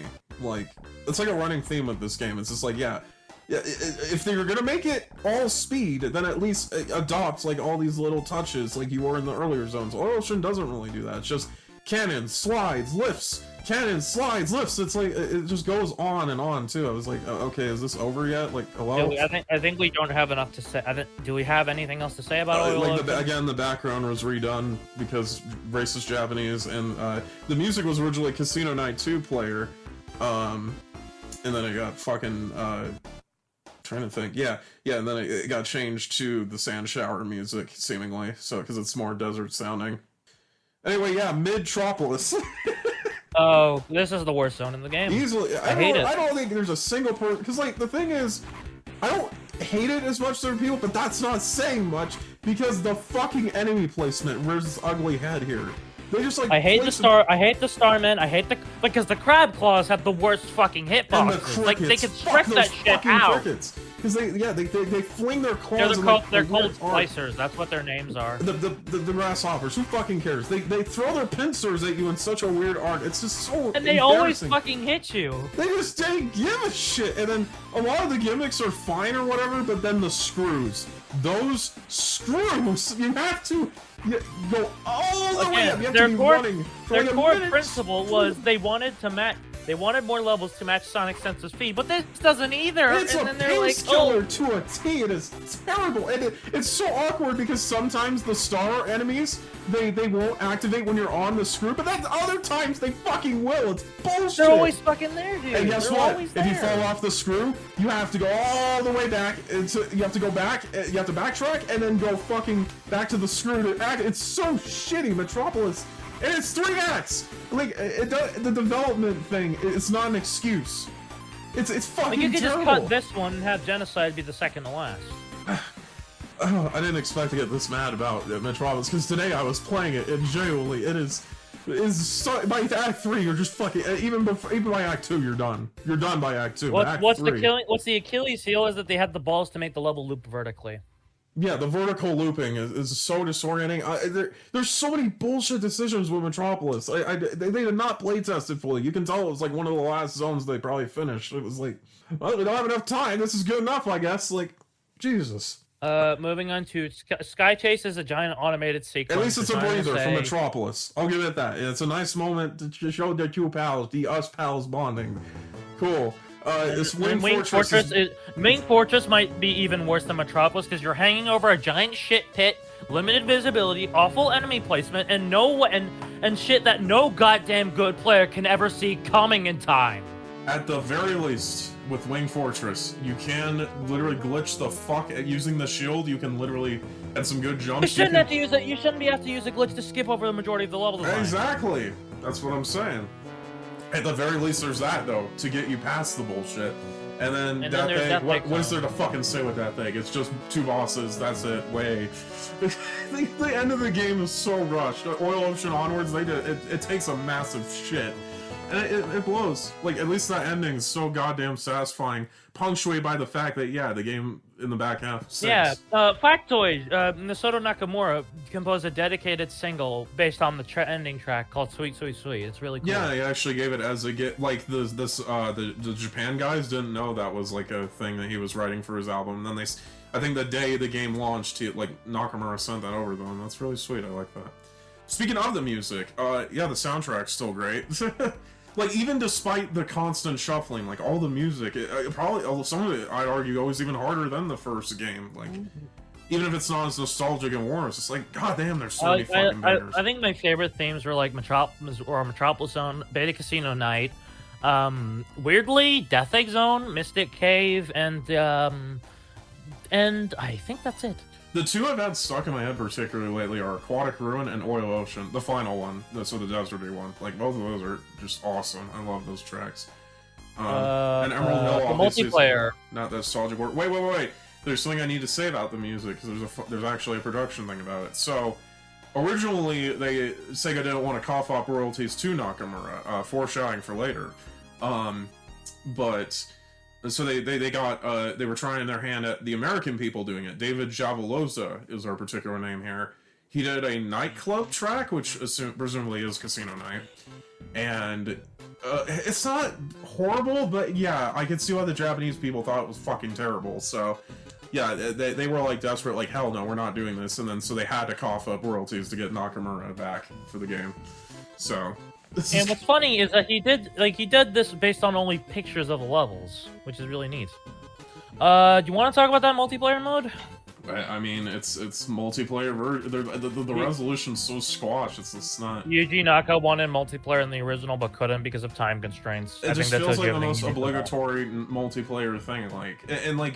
Oh yeah, weirdly enough, we haven't mentioned Tails. Oh yeah. Tails is a cool addition. Like, I think they don't like figure out his potential, because literally in this game, yeah, he's literally just a cosmetic swap for Sonic. He doesn't have his flying yet, but you know, it's still neat to have another character there. I suppose you can control him in the fucking. If you play 2-player co-op and have a second controller, you can control him somewhat. It's just not. It's not really anything crazy though. So yeah. Yeah, and if you got hit in earlier versions, you lost all your rings. Yeah. And there was also another one where it's like if you ran at a wall enough at high enough speed, you fall on your fucking ass. Great if we'll segue into those early builds now, because I don't think we're gonna need to talk about them, considering we've spent half an hour on the concept art and development alone. We talked about this game for like 50 minutes. Sonic 2, as a whole, we talked about for 50 minutes. Jesus. I think like one thing I will say though is the title screen, because we all know what the title screen looks like. You know, Sonic with his thumb to the side. But then in earlier builds, the title scrreen looks different. You know, Sonic has thumbs up. Yeah, and Tails looks more feminine on it. And because it's not like, only it's so Mandela coded. Yeah, because that one made it so far. Like they only replaced it on the 5th beta build of the game, but then it still managed to slip its way into every single bit of supplementary material. It's the title screen for the 8-bit game. It's the It's in various American commercials, even in that Japanese commercial I showed you. Yeah, it was fucking everywhere. Yeah, and they just recklessly replaced it at the last second. God. Yeah, we mentioned the Pro. I do prefer how the final one background. looks, in general, like the early music renditions are interesting, especially Casino Night and Metropolis. And there's also Green Hill being a glitchy mess in Sonic 2, the beta version. That's fucking hilarious. Yeah, the collision is so bar. Like, God bless all those who actually were able to beat it without debug. I think it's impossible, but who knows? Okay, I was able to do it, remember? Well, with debug. Yeah, but still. I'm saying I think we should talk debug. about God bless those now. souls who did the impossible thing that totally didn't happen, right? Special stages. Let's gloss over those first. Those suck. These I hate special them. stages. Even without Tails, because Tails makes him a bitch. Even without him, I tried today and I gave up by the 3rd one. It's just not. They're not fun. They take forever. And it's just like, yeah, imagine getting to like the 3rd phase of one of them, and you just barely don't have enough rings. It's a kick in the nuts.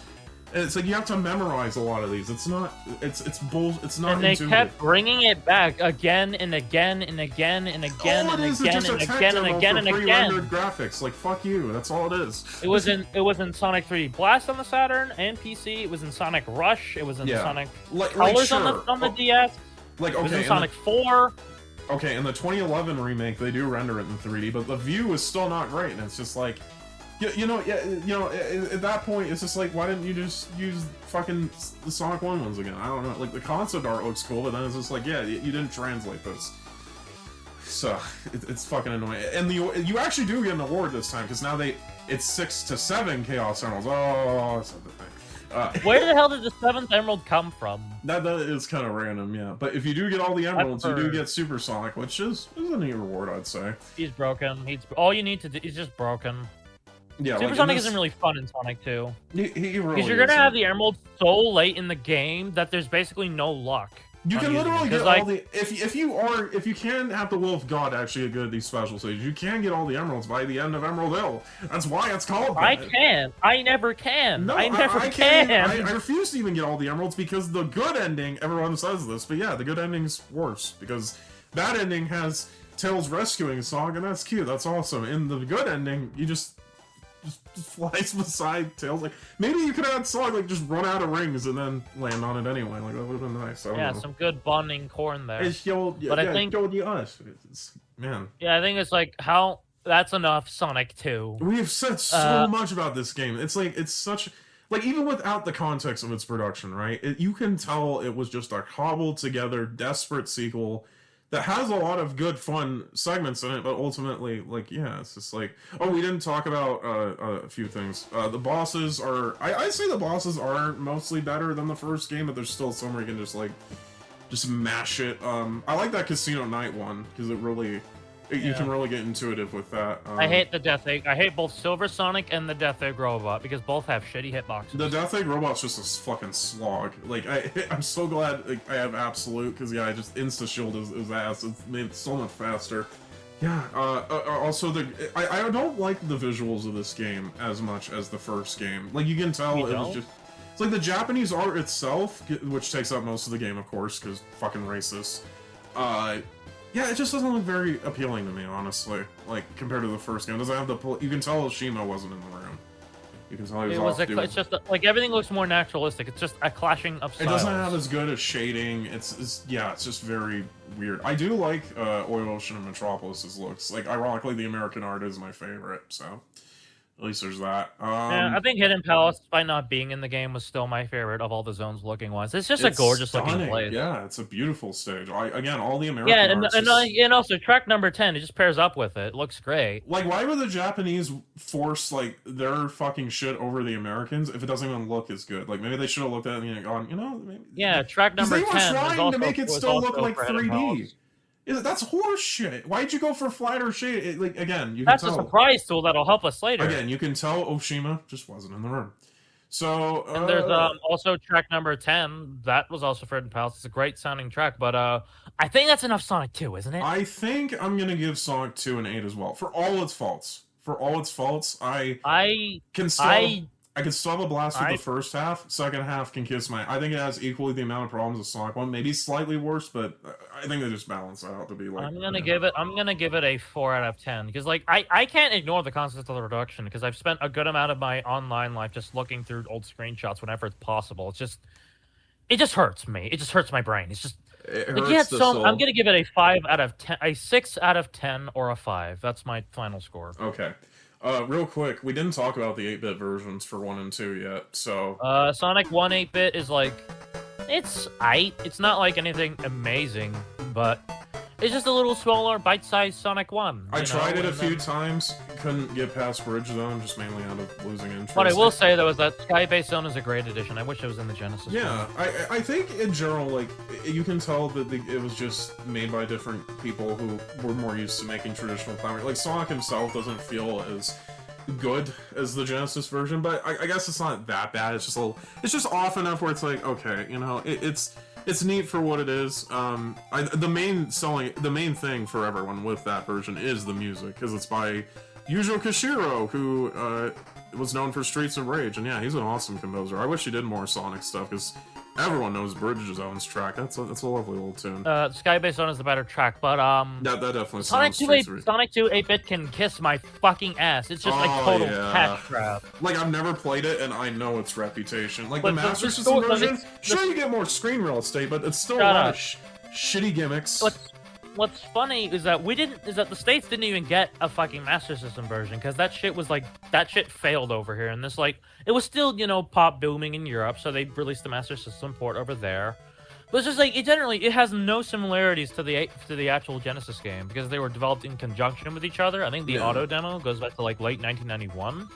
Well, it's just like there's Underground Zone. I keep forgetting the zone list order on the top of my head. But Underground Zone, Sky High, Aqua Lake, Green Hills again for some reason, and it has fucking Green Hills, and it zone. has You Can Do Anything, a beta version of You Can Do Anything from Sonic CD, which we'll get to in a bit. For some reason, the composers of this game were the Japanese CD ones, and yeah, the music's pretty good. And then Gimmick Mountain, Scrambled Egg, Tubes. which is just tubes everywhere, and then Crystal Egg, which is also foreshadowing to a certain thing later, music-wise. And yeah, generally it's just like the Master System version is not great, but I guess maybe it's because again I haven't played these, but from what I've heard, it's like okay, the Master System. It just has, even with the added screen estate, that just the level design is just not great. But yeah, the Game so Gear many version gimmicks, is cancer. so many screen crunch. Yeah, the Game Gear so makes much screen crunch on both versions. So shit. Yeah, it's just like the piece of shit hang glider, and unlike the Sonic 1 Master System remake, the Sonic 2 one is just too different.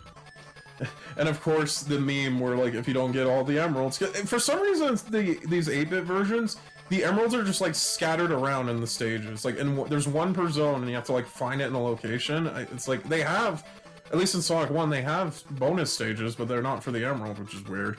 But yeah, Sonic 2 8-bit, if you don't get all those emeralds in the specific spots, you get a version of the ending where like Sonic's running, then he stops. You look at the sky, and it's Tails' like apparition. Tails dies. Yeah, everybody thought Tails was dead. it's funny as shit. It's I think we should like move on to Sonic CD. Okay, now we can talk about the year of 1993, the year of a certain someone's sexual abuse allegations, and our Lord and Savior, the Sonic the Hedgehog.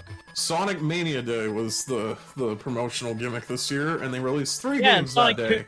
CD. We didn't mention it. We didn't mention it the Sonic 2 segment, but there was Sonic Tuesday. Well, I did mention it. I just didn't say the name, but it is funny. But yeah, Sonic Mania Day was 93, and they released 3 games that day: CD, Spinball, and Chaos. So we're gonna start with CD. And 2 cartoon shows. And 2 shows, which I'm not familiar with, so we're not going to talk about. I know all the funny Adventures of Sonic the Hedgehog memes. So. CD is just weird because you can tell like, oh, we're not doing it by 2 teams. But I will say right off the bat that CD, even in its final incarnation, has way more of a consistent vision than Sonic 2 does. True, it is purely, you can tell Oshima, because while 2 is being made over here as a hell of a joint venture between Japanese and Americans, a fucking, shit show. CD got all of the resources and time that Oshima wanted. It's almost like the entire team was Japanese, so they didn't have to compensate for any inexperienced folk. Well, even then, like, yeah, Sega Japan was generous. They delayed the game twice to give Oshima the time he wanted to direct the game that he wanted to with the team, and I think it shows in the final part. Even if it's, a lot of it can be seen as essentially Sonic 1.5, and all of it is weird. It is a totally different direction for Sonic gameplay. I dig this game. I really do. I think it is a very artistically rich thing. I think you're just gonna be echo chambering a certain video we won't be linking here. I look up Sparky's World.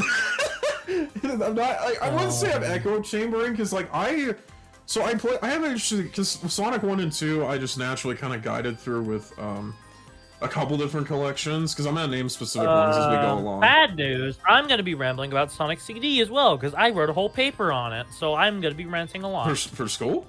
Yeah, I wrote a paper like 2 years ago for school, and it was doing all the classic Sonics. I only did Sonic 1 and CD. I didn't have time to do 2 and 3, but I got reasonably far.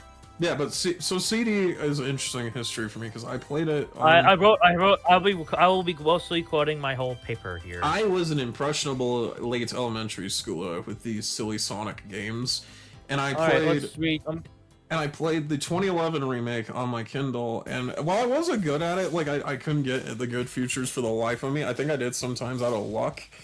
I just find it such like a. I just found it such a fascinating game. I glued to it from how surreal and weird it was to play through. And like, yeah, now especially, it's like now that I am good at it, I can get the good features easily. I'm just like, I don't know. I wrote my paper, so now it's time for me to go on another development tirade. Don't read it word for word, but yeah, go ahead. I will be reading my paper here. I'll be reading my paper. Oh Lord. Okay, so Sonic CD. Apparently, like, like, I'm gonna read off my favorite here. So picture this: it's 1991, and you're coming off the heels of the success of Sonic 1. So what do? You want to make a sequel, but internal company politics leads to the development of 2 sequels as opposed to 1. They wanted to make Sonic 1 again on the Mega CD. I don't understand why. I don't understand why you would want to make another one of these, you know what I mean? Why would you want to make Sonic 1? What is the point of the Mega CD? You know what I mean? It's just like, why make this? Like, the Mega CD came out in 91, and like they were gonna do it. They were gonna make Sonic 1 for the Mega CD for a while. Sonic 1 and 2 both had them planned, yeah. Yeah, I think that one clip from CES 91, and then Naoto Oshima said, Sonic CD wasn't Sonic 2. It was really meant to be more of a CD version of the original Sonic, but I can't help wonder, therefore, if we had more fun making CD than they did making Sonic 2, because we didn't have the pressure of making a numbered sequel. Well, that, and also, you know, fucking conflicting cultures in the room, but, yeah, like... Yeah, and I'm just gonna be jumping around here, but we're gonna jump to December 1992 now, to a, Yusei Sega World convention. Yeah, that's where we got Sega our World. earliest prototype, I Sega think. World? Yeah. It's where it was shown off for the first time. And right away, yeah, you can tell this is like a incredibly unique game, because that opening cutscene, which was animated by Studio Junio, I believe what they're called? I could be wrong. It was animated by Studio Junio, but produced by Toei Animation. Yeah, but like even like the Sega CD compression is like, for as charming as it is, it's like, yeah, it's like, it's neat they were able to squeeze it in, but also like, I don't know, they had to like draw that frame by frame. There's even like bits that are missing in the full quality version, which that's lovely. That's my favorite Sonic animation. I wrote a paper ever. I wrote the paper on the animation, so I'm gonna quote my paper. But let me read it. I titled it Chapter 13, Sonic the Anime. So, like, looking at it, like there's this obviously juvenile artwork of in the staff room for the animation. They drew Sonic smoking a cigarette. Badass. I love that. That's one of my favorite Sonic drawings. I think I've seen that before. I'll put it here if I can find it. I'll send it to you. I have it. Yeah, and apparently one of the lead animators, because he does actually have socials, Iguchi, he made a post on Twitter and saying how the animation took 4 months to produce in total, and he wasn't paid that much for it. And he was roughly paid only 240,000 yen, which, doing the math here, yen to USD, I'm just going to use it. That's roughly $1,500 US. Yikes. Yeah. And he's made numerous responses to stuff, saying, roughly translating to, I worked as a character designer, original artist, and animation director for 4 months, and my income was 240,000 yen. The original artist from Studio Junio, who participated, also worked hard with low wages and hard labor. I don't want to do this kind of work anymore. Like, there was also some slack here. Like, he was also mad at the OVA, because, they took inspiration from him. We'll get to the OVA, because Oshima was also involved with that, so it's kind of interesting. Yeah, and Iguchi came up with the super peel out. That was his sort of thing. Just like, there was no respect. Sega, even back then, had no respect for the artists. Yeah, it's just kind of like... And what's funny is the Sega CD versions of the cutscenes look better in some parts than the actual fucking there's like fully missing bits. digitized masters. Yeah, the pixels, they look better there. Oh, yeah, it looks more... It does and they were redrawn, and the process of that was that they redrew everything frame by frame in pixel form. Yep. And it looks good for 93, but doesn't look good now. And Sonic is more colorful on the cells. Yeah, funnily enough, I think the only pictures of the cells we have are from Oshima himself. That's what I was going to say earlier. So we don't have them out there, And just generally, this game's development is a lot more smoother than Sonic 1, apart from one giant marble clone-shaped elephant in the room that we have yet to address. Man, like, Sonic CD is just like it's just a fascinating little relic. Dubious step, dude. It's like a whole other plane of existence. Okay, so... I'm going to address Dubious Step since I, again, keep doing the research, because this was my thing for years on the internet. But, Okay, gonna go through cut content here. Again, you know what game that I'm gonna hijack like this for? So you better let me. Dubious Depths, or R2 as it's called. It's, you know, it's like if you go into the level select, which I don't remember how to do, you will notice it jumps from level 1 to level 3. And you don't have to be a fucking genius to know that level 5 was cut from the game. Level 2 was cut from the game. Yeah. You don't have to be a fucking genius. And then another clue to its existence was in the credits, because it was like, oh, it's just like Sonic running, like one of the things was not like the others, and it was obviously like the Dubious Depths sequence. Yeah, there was of like Sonic this falling giant into bug some... in the ground. Yeah. Thankfully, we've had some fan-made efforts. Like, there's a particular mod that like restores it based on a lot of concept art, particularly. Yeah, it looks good. It's yeah, great. I love how they adapt the one with like the rainbow waterfall. It just looks so beautiful. Yeah. Yeah, and it was all like it was there for a while. We don't even know when it got scrapped. Like it was there for a while, but we don't know when it got scrapped. There's also some unused special stage. It's like the Sonic 1 one with a slot machine. Oh yeah. And then there's another special stage with a balloon. Dubious Steps. I found out more recently there was gonna be like a cut. There was a cut thing where apparently Amy was gonna fall down there, and then there would have been like a whole thing of like Sonic rescuing her in the stage. That's awesome. Honestly, yeah. I'm not sure why they cut it. Apparently it like all the other zones in Sonic 2, like all the other zones in Sonic 2, like it's gonna be a similar tune here.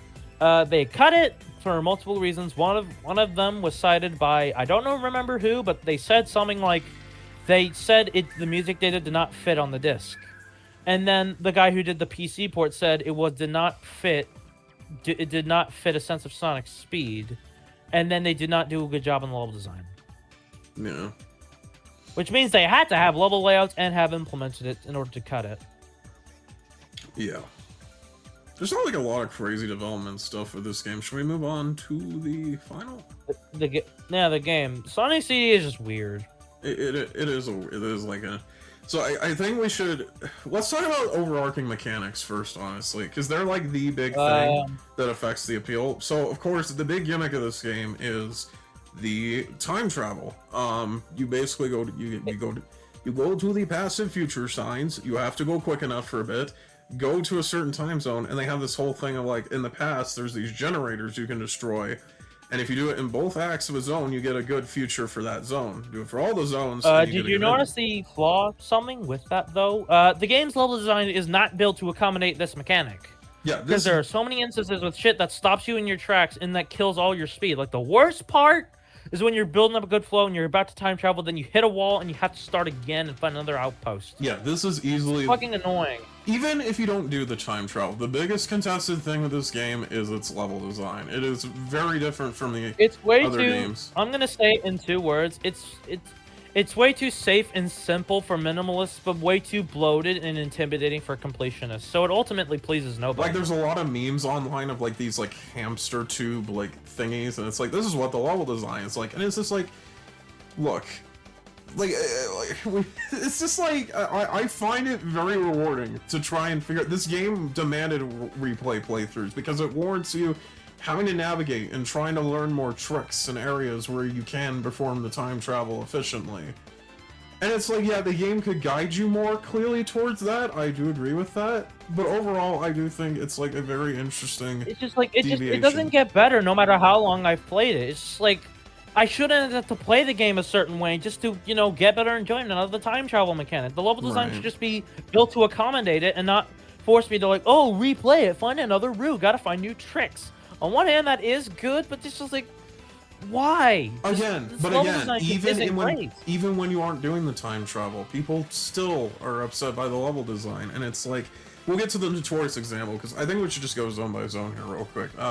Palm Tree Panic. Palm Tree Panic is just Palm Tree Panic is just what Green. It's just Green Hill if it was the equivalent of a Mexican strip club. Well, for the American music, we'll talk about the music in a bit because that's this and 3 have big music-shaped elephant in the rooms. We gotta spend a bit talking about. But yeah, so yeah, Palm Tree Panic I think is a good way to like establish things. It's fairly easy to find the generators. It's not bad. Also, if you get 50 rings, you do. I guess, should we talk about the special stages? Just knock them out real quick. Yeah. So these suck and are stupid, and I hate them. It's the same method as Sonic 1, but yeah, when you get in them, Jesus Christ. Especially if you play the original version, the frame rate is terrible, and the scaling is bullshit. So you have to hit these UFOs, right? But you keep missing them. Even when you're precisely, seems like you're hitting them, they just should be to the Throw side. the clip on the screen. Like, there's no proper sense of shadows or depth perception to any of it. No. Like everything is scripted, but the unpredictability of the depth perception of movement makes it so it's an arguing And the chore. background scrolling is so jarring. It's just especially the 5th one or 6th one, I can't remember. One of them has an epileptic background, which makes it even worse to play. It's like a fucking concentrated headache every time you go into one of those. And instead of Chaos Emeralds you get for them, it's now Time Stones? Okay? Yeah, they're all time stones. Like, it's just obvious there wasn't any communication, because there's like the only thing it does is that it just gives you a good future in every zone automatically. Yeah, what's weird is like, yeah, you have 2 ways of getting the true ending, and it's like I kind of wish they were like supporting each other. Like that honestly would have been neat, because I like the idea in a classic Sonic game of doing more than one task to get the true ending or something, or like enabling you to like get extra things. Yeah, you don't get like a Super Sonic type thing in this game. You don't, and it's just like, yeah. And I just never go for the special stages. They're just so they're on top of all the issues mentioned. Even in the 2011 remake, they're not better, because there's still shitty depth perception and the control is stiff. Sonic moves so badly, and it's just like, oh my god. Collision Chaos now. Springyard, Diet Springyard, if it was induced with LSD and Coke. I love Collision Chaos. I think, if you get past some of the bouncing around, it takes something that a lot of people who play Sonic don't have. A kind of bit of patience for, like, the bouncing around. Because, like, yeah, Again, it shouldn't be there. It should not be. There should be a flow to it, and there isn't. Because, like, this is like this giant section in the middle of the level with bumpers and bumpers. Like, if you get past the bumper spamming, there's a lot of like areas where it's like a skate park. There's like this one area that has like these half like ramp thingies that you can like that you can do so many ways of like navigating it. I think it's so satisfying, like going through it a different way each time. Like Collision Chaos, I think it's too much hate, honestly. Like it's just like, it's not perfect, but it definitely, it's basically like a version of Springyard. Again, it's just like it's just the principle from earlier: too safe and simple for minimalists, and too bloated and filler heavy for completionists. Like, I personally disagree with that, but again, like, this is a different feeling game, and I get why it turned off a lot of people. I shouldn't have to adjust a certain way. It's the same. It is a sequel to a game that already came out with an established philosophy. Group of people. It's not the Yuji Naka. But it's still from the same franchise. Because you can still tell it's like a follow-up to 1 with 2, right? With CD, it does not feel like a sequel in the traditional sense. So then we get to Tidal Tempest, which is like, okay. Diet Labyrinth Zone. I prefer to Labyrinth, because you have more room to breathe, Level design is just forgettable. It's just forgettable, boring. Like, admittedly, yeah, when you're going on like the upper path, there's really nothing up there. You can just like peel out and go across. This is like, okay, like, but it's good for what it is. It doesn't like overstay its welcome. It's fine. Quartz Quadrant is my favorite of the game, because there's just so much routing you can do, and it's just like, maybe it's a little awkward in like some of the upper routes, but I don't know. Table dressing. It's just, again, too safe for minimalists, too bloated for completion. But again, it's the best one. I think it's not pleasing anybody. It's not pleasing anybody. I mean, it pleases me. It pleases a group of people. A lot of people love CD. Then there's Wacky Workbench. Oh, here we go. All right. All right, I'll say it. This zone isn't as bad as they say it is, but it's still bad. Like, it's just, like, there's a way to do level design, and this is not it. I'd rather a whole level not be centered around a single gimmick that thrusts you into hazards you can't see coming in time, like the ice and the electrical stuff. There's no excuse for that, because this game is more vertical. Then they should have extended the screen state upward, as well as horizontal. Alright, so Wacky Workbench, okay. I love the concept of it. I love the idea of this like trampoline park, kind of like, there's so much potential. The name was Crazy Toy Box. Yeah, it was called Crazy Toy Box at one point.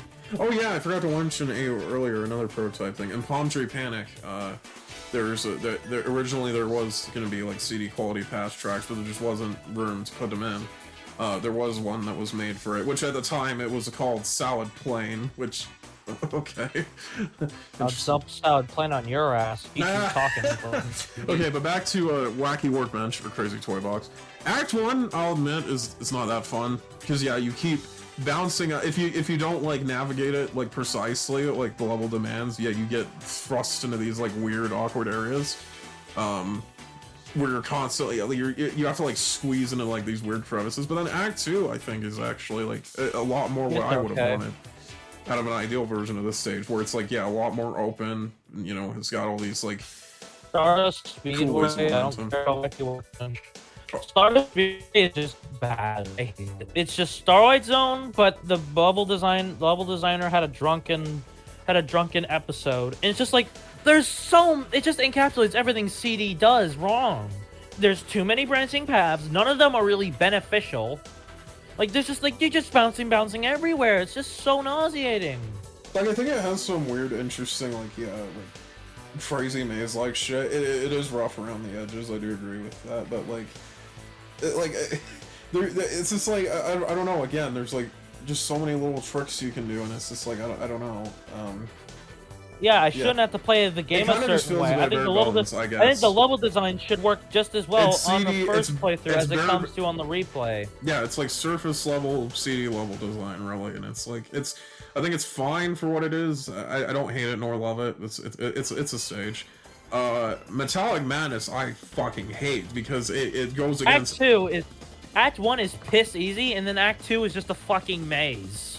Oh my god, yeah, it's just like finding the generators in this. This is the only zone where I think finding the generators is miserable. Like, some people say Wacky Workbench Act 1 sucks, and that, dude, the pistons don't crush you. They all carry you to different paths. Like, none of the pistons... Yeah, and the game should do a better job of telegraphing you.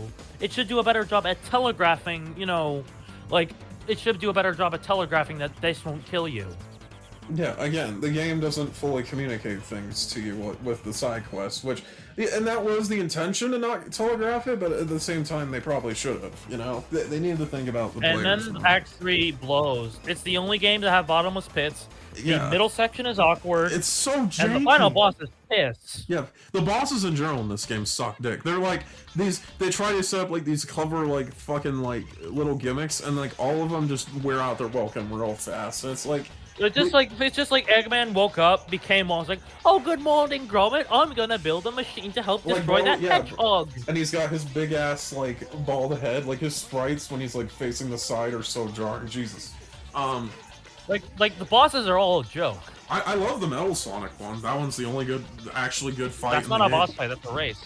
Yeah, and it's like, sure, it's a little sluggish like at first, but it's just like, I don't know, like this is.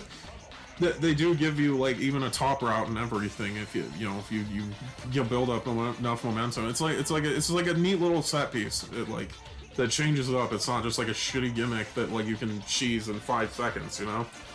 So yeah. So yeah, the gameplay has a mixed reputation, as you can see. I personally dig it. I understand why Lucy and others can't. It's fine. It's just the worst part is I see what they were going for, but they just needed a better level design to really execute on their ideas. And again, this game was delayed twice, so clearly there was room there to refine, and they didn't. And, you know, I can respect an artist's vision, but it's like, yeah, Oshima... This game doesn't really take advantage, apart from the sound, to be on a compact disc. Like, you think with CD, they make better graphics. Because this game is not one, but 2 soundtracks to talk about, Japanese and American. This is one of the biggest debates in, like, any of these games, is which soundtrack is better. I love them both. I can't prefer one or the other. The Japanese one was done by, let's see, Nafumi Hataya and Masafumi Ogata, off the top of my head. The other one is fucking dead. Ogata has, yeah, he's been off the fucking grid since, like, God knows when. Hataya's still kicking, though. But yeah, they composed Sonic 2 8-bit before this, and yeah, here they decide to like adopt a lot of like house music and all these crazy samples, and it's just like, I really, like, I get why some people would find it, I know you find it clashing, No, I like it. I like the sound of it. Like, it has a great sound to it. It just feels very like, it was very ornate. Like, I'll name some, like, I love Palm Tree Panic's theme. That's a very nice opener. Get you all good in the field. Ironically, that's one of my least favorites. I think the loud brass and the children screaming, but this doesn't feel Sonic to me. It feels too corny. Collision Chaos is fun too. It matches. But the I will thing. say, yeah, just like I will say though that the you like, okay, like a lot of the tracks are fun, but there's just like I've heard them so many times in my life that I can't really say much about the Japanese them. soundtrack is so overused, and then the American one barely gets used, with a few exceptions. Well, let's talk that about one one at a was. time. I'll go over the U.S. one since you had. Well, let's talk about Japanese. one at a time. One at a time. I'm talking about the Japanese one still. You're right. Yeah, Palm Tree Panic has some good stuff. Collision Chaos is great. Title 10, it's got this very, like, dramatic vibe. It's interesting. Let me see. I'm not a fan of the Bad Future track in that. Quartz Quadrant is awesome. I love those tracks. Japanese Worky Whack Damage, other than the Bad Future, it's not... I guess the Good Future is kind of nice, too. It's just not fully my thing. It's just a lot of bleep blooping. Star Speedway, I mean, the Bad Future track is played to hell. Like, it is so... It's like Metal Sonic's theme at this point, which is a shame, because it's not... Everywhere. It's not that great. Like, all I can hear from is the... like, that's all it is, bro. Insert that fucking bootleg Metal Sonic push. It's funky as shit, but that's all that's going for it. Like, the Present and Good Future tracks so much for... Metallic Madness is... Yeah, that's fucking killer. Yeah, generally, like, yeah, their soundtrack is pretty solid, and it definitely is rooted in this neat little culture. The American one, meanwhile, is interesting. I'll do it. That's my... this one, by memory, was composed by Spencer Nielsen and David Young. Because during the localization, they can notice that the soundtrack sounded too similar to pop scores at the time. So they gave Spencer Nielsen and David Young only a couple months, or I think it was only a single month to write a new score. And the result? I love it. It I is think pretty a lot... damn good, I think it goes for more atmosphere. Yeah. Like And Palm rock Tree and Panic roll. is way more generic. Palm Tree Panic sounds way more generic and Native American. Like, I like it. it sounds very. I love it more than the It just Japanese doesn't. one. It's just like. It just sounds too.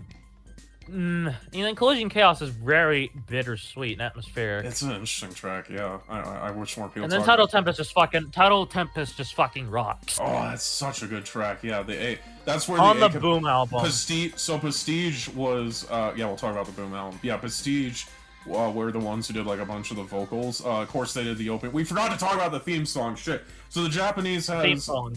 has You Can Do Anything in the opening and then Believe in Yourself at the end. They're good songs, but they're also like really corny lyric-wise. But then the Americans got Sonic Boom. That is an awesome track. And yeah, Prestige kicked ass at the lyrics and singing. It is fantastic. Here's a hot take. Crush 40 did it even better. I think I've heard the Because they did a Crush 40 cover version. for Sonic Generations. They just went so hard on the guitar. I still prefer the original, but yeah, that version's good too.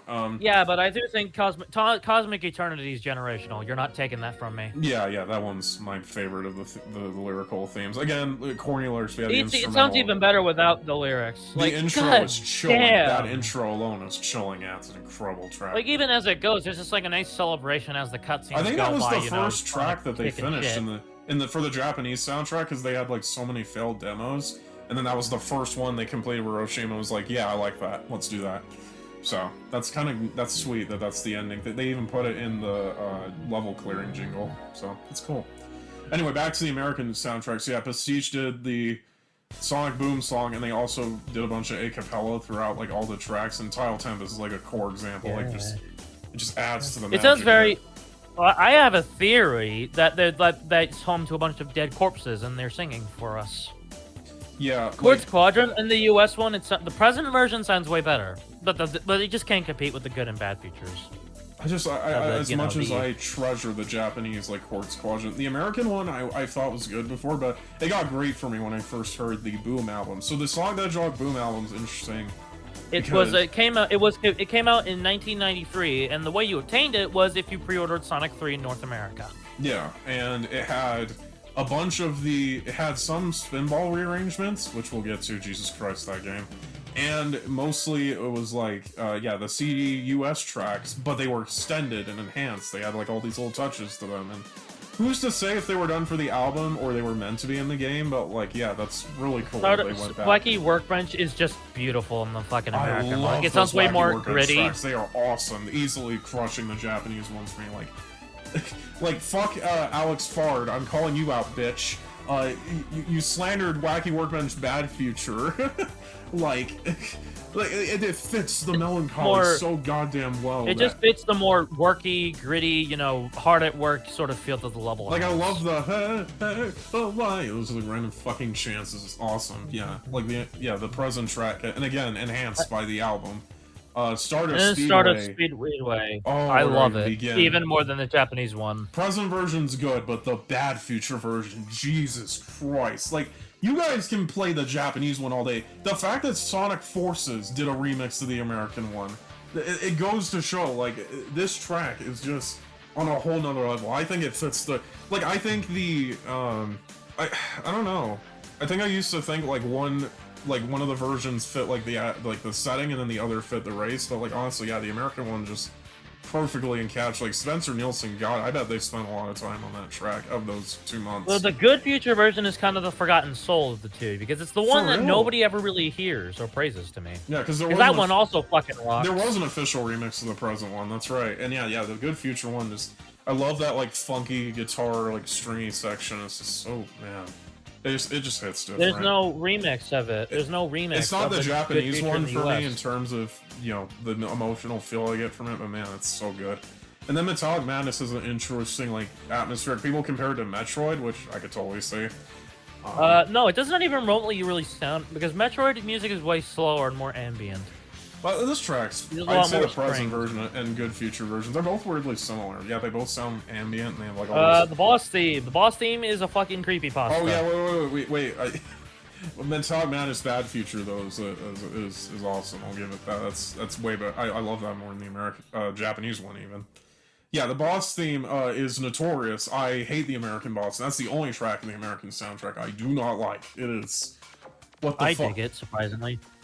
You gotta love, like, Cyber Shell obviously, you know, solidified, like, people knowing that, but you gotta love how it totally reinterprets that fun as infinite screams.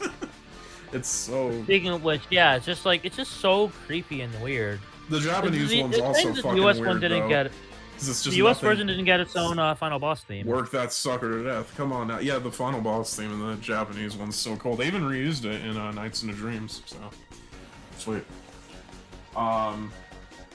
DA Garden, or a Dubious Depth Zone. That got music.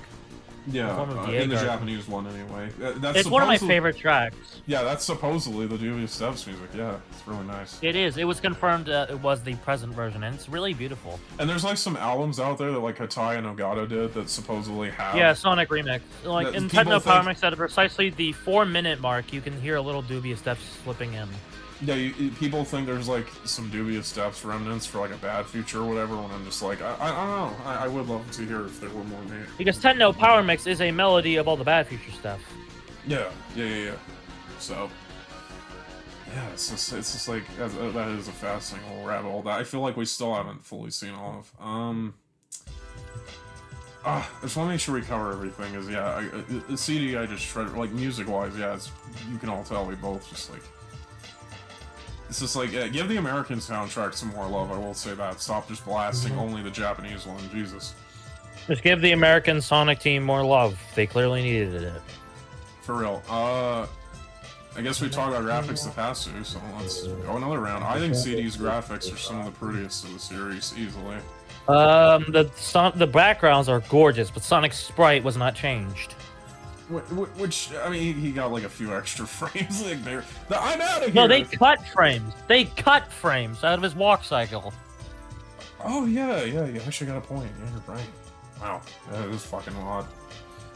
The I'm out of here is fucking generational. Why did they cut that out of Origins? Anyway, yeah. You see, because Classic Sonic is mute in Generations, he has to be mute in everything after that. It's just bullshit. The I'm out of here is funny. He just fucking kills himself and for no reason if you sit there for 3 minutes. And it doesn't even play. It doesn't even play in the anniversary mode. Oh yeah, Amy exists. Amy is the most nothing character to come out of this. Metal Sonic. I know in later games she gets even worse with the fucking her being this.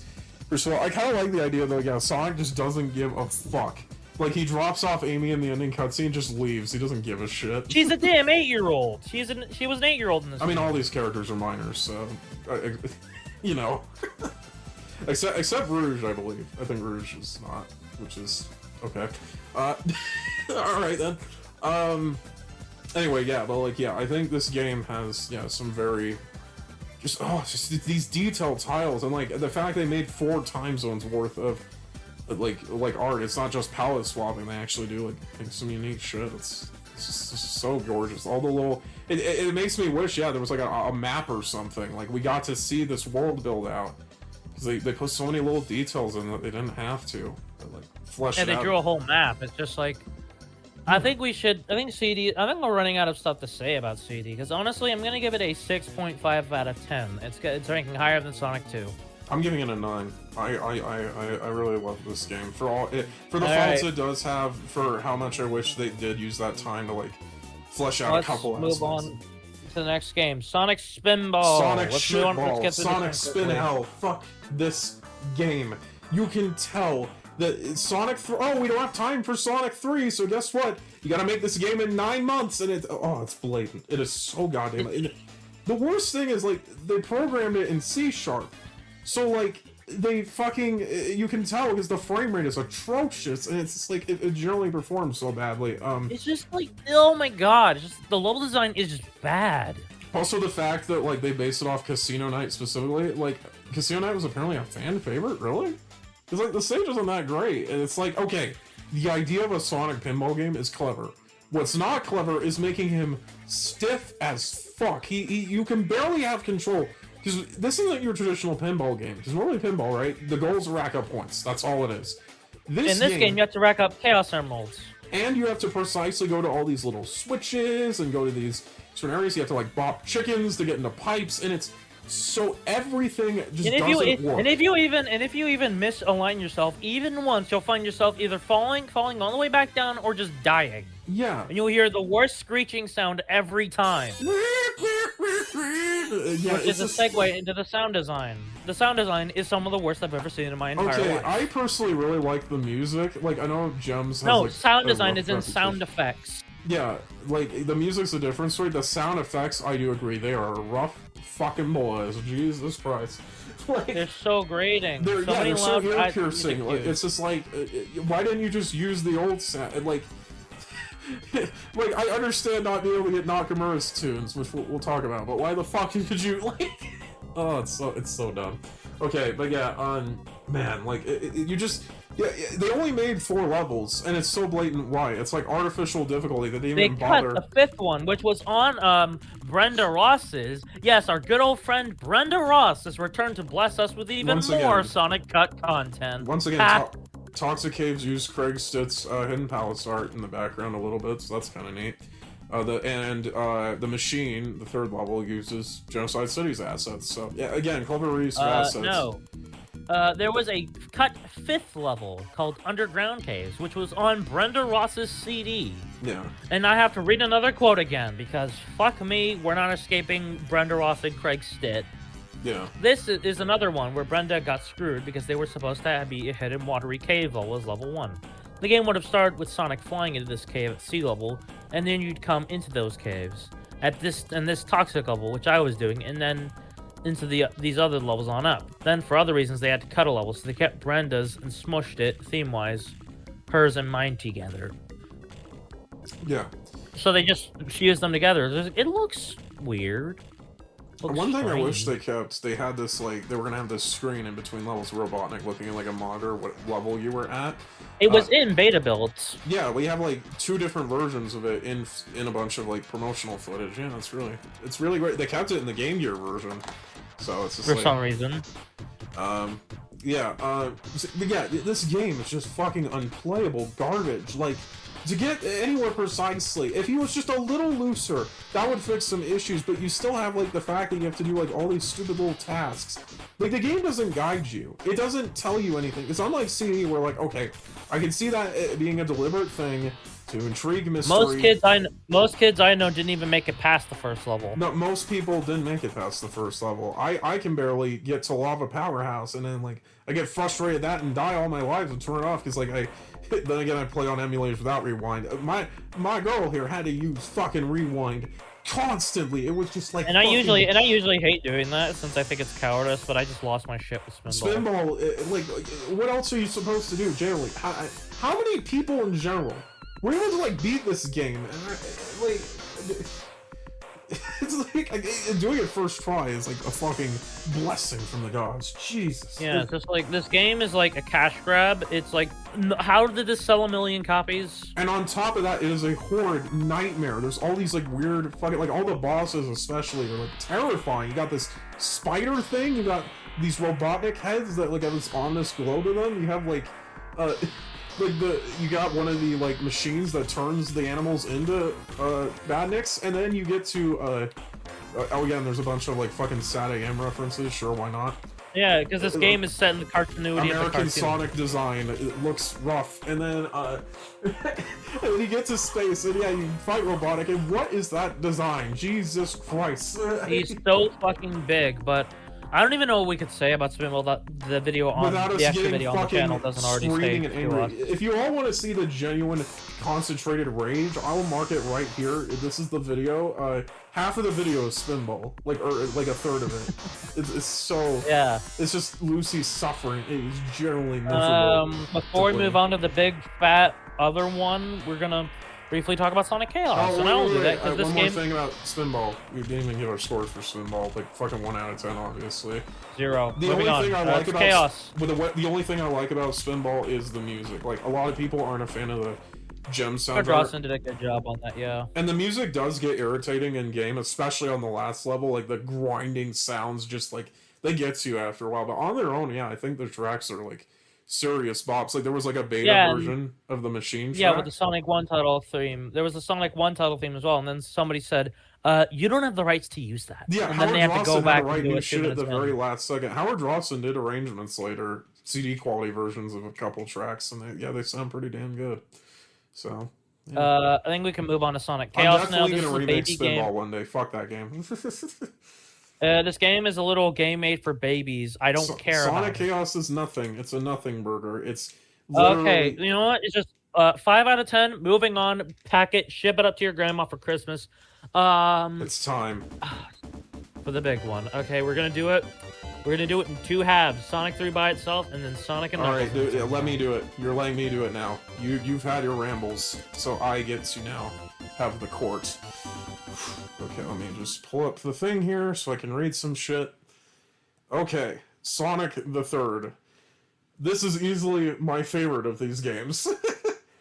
I am a sheltered bitch, so it's my favorite game I've played, period. It is the game that I've replayed way too many times that I can't even count.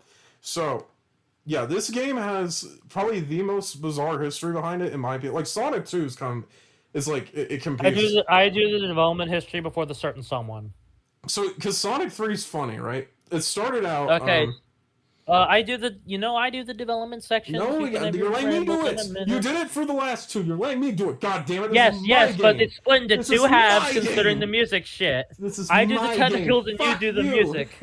It's also my game because it was also my favorite as a kid. I'm Fuck not you. going to be a What do you mean self-promotional Sonic bitch, I Spinball is on promise. iOS? Because for those in the know, you know.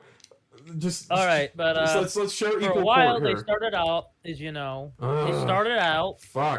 They started out in like the game started out as, you know, like a 3D Sonic game because you had virtual racing on the Genesis with some special technology. That was an expensive release because that was like what, $100 when it came out. And they wanted to use that for a new Sonic game and to experiment with it. And from what we know, they did do a lot with it, but they didn't get. They lasted like that until June 1993 when they made said the Sonic model, and they also made like a figure 8 special stage. And the Sonic model did make it. I think they totally made Tails and Knuckles models too. Either way, they did use them in the final game for like the title screens and for that no way that goofy ass screen for Blue Spheres. So technically, yeah. Generally, a lot of the zones for this game too were just blatantly plagiarized and taken away from Sonic. Like you literally 3. you can tell like a lot of the American like zones, like the fact you mentioned there was a circus zone. They just took all the themes from that last game they cut and just like paper shred them over here, which it's not even entirely like. It's the thing was though they didn't even let very many American devs work on this game. Dude, there were barely any. Like Howard Dawson, I think was one of the few. Was he American or was he British? I'm trying to fucking remember. He's American. Okay, but yeah, Yeah, like you can even tell in like how they parallel. It's like Angel Island, Emerald Hill, Hydro City, Chemical Plant, Marble Garden, Aquatic Ruin, Carnival Night, Casino Night, Ice Cap, Hilltop. And the like, Scrap Circus level. It's yeah, I mentioned that. This is like so kind of blatant. It's like so weird. Okay, so yeah, they had 6 months basically to make that like first half Because of an impending McDonald's promotion. Yes. So for some reason, Sega America was like, okay, we're doing a McDonald's deal, and you have to meet this. They couldn't like have it be like just regular Sonic toys in anticipation. No, they had to have it be coinciding with the game. And it was only in America. It didn't even make it to Sonic's home country until May. Exactly. Because they were planning in Sonic other countries 3D. till years in the next following years. So why the fuck? So then it was so late that they just rebranded it as just Sonic toys. So they looked at the cartridge. They looked at what they had because they they had like a couple different builds later on, but like they were looking at like the build they had. I think like the first half was pretty much done, but then like the second half was in shambles, and they were like, fuck it, let's just split it into two, because it's probably not all going to fit on one cartridge anyway. And so essentially, yeah, we got the infamous thing where it's Sonic the Hedgehog 3 in February 94, which is the first 6 zones. And then in October 94, we got Sonic and Knuckles, which is the last zones, playable Knuckles. And what's funny is in Sonic 3 alone, like on Sonic 3 alone, all the special stages match with the blue spheres except for 5. Which because is of the Flying original Battery. level Because layout. Flying Battery Level was going to be layout. between Carnival Shut Night and up! Ice Cap. No, it's Shut my up! game. Fuck But you. it's our game. It's our game. They would have had a transition where you smack the door off Flying Battery and use that as the snowboard and Ice Cap. Which is it cute. was also blatantly mentioned numerous times on the McDonald's toy boxes. And yeah, like the poor kids who have to mark their scores for Flying Battery. That doesn't exist. It's technically in the level select, still between as it was intended, but you just can't access it. So, and the level select code's fucking hilarious because yeah, you have to enter it in like up, down, down. Oh, dude, it's like so second. hard to do. Like you have to like time it. You have to time. You only have like a limited window of input when Sonic appears and when it fades to the title screen, and you can almost never do it. Yeah, yeah, like they. And then they were trying to make like for Japan, they didn't release it yet because they were trying to make Sonic 3 Limited Edition. They wanted the game to be fully completed there, but then bootlegs kept coming out. So in May, they were like, fuck it, and just put it out anyway. And it's just like, yeah, they were just dumping money at that point. All right, so I think it's time. Okay. It's only a matter of time. I should preface right now, there's not really much concept art for this game, sadly, because a lot of it was like they took Sonic 2 art and like modified it. Like Flying Battery is just it's so obvious it's a modified Metropolis. But yeah, like I wish we had more concept art because we have like blurry, low quality ones. I want to see the fucking one where it's Doomsday, but it has like a dragon instead of robotic. It seems fucking awesome. Yeah, it's just also we have early Knuckles designs where he was a hedgehog instead of an echidna, and also more mole-like designs. Like the concept art we got through Origins is a goddamn miracle, and we also have like I guess should we talk about the prototype or should we just talk about that as we go along? The prototype is very clearly tied to the biggest elephant in the room. So, okay, there's only a matter of time, but it's time we address the music in this game. And before you start geeking out, you got to give me equal speaking. I'd say we wait till the first relevant stage to talk about it because it's. This is a relevant stage because we talked about every aspect of development except this one. You won't let me geek out. You won't let me say it. God damn it! All right, it's time to talk about the music. Oh my god! Fucking clipped out. Jesus Christ! So.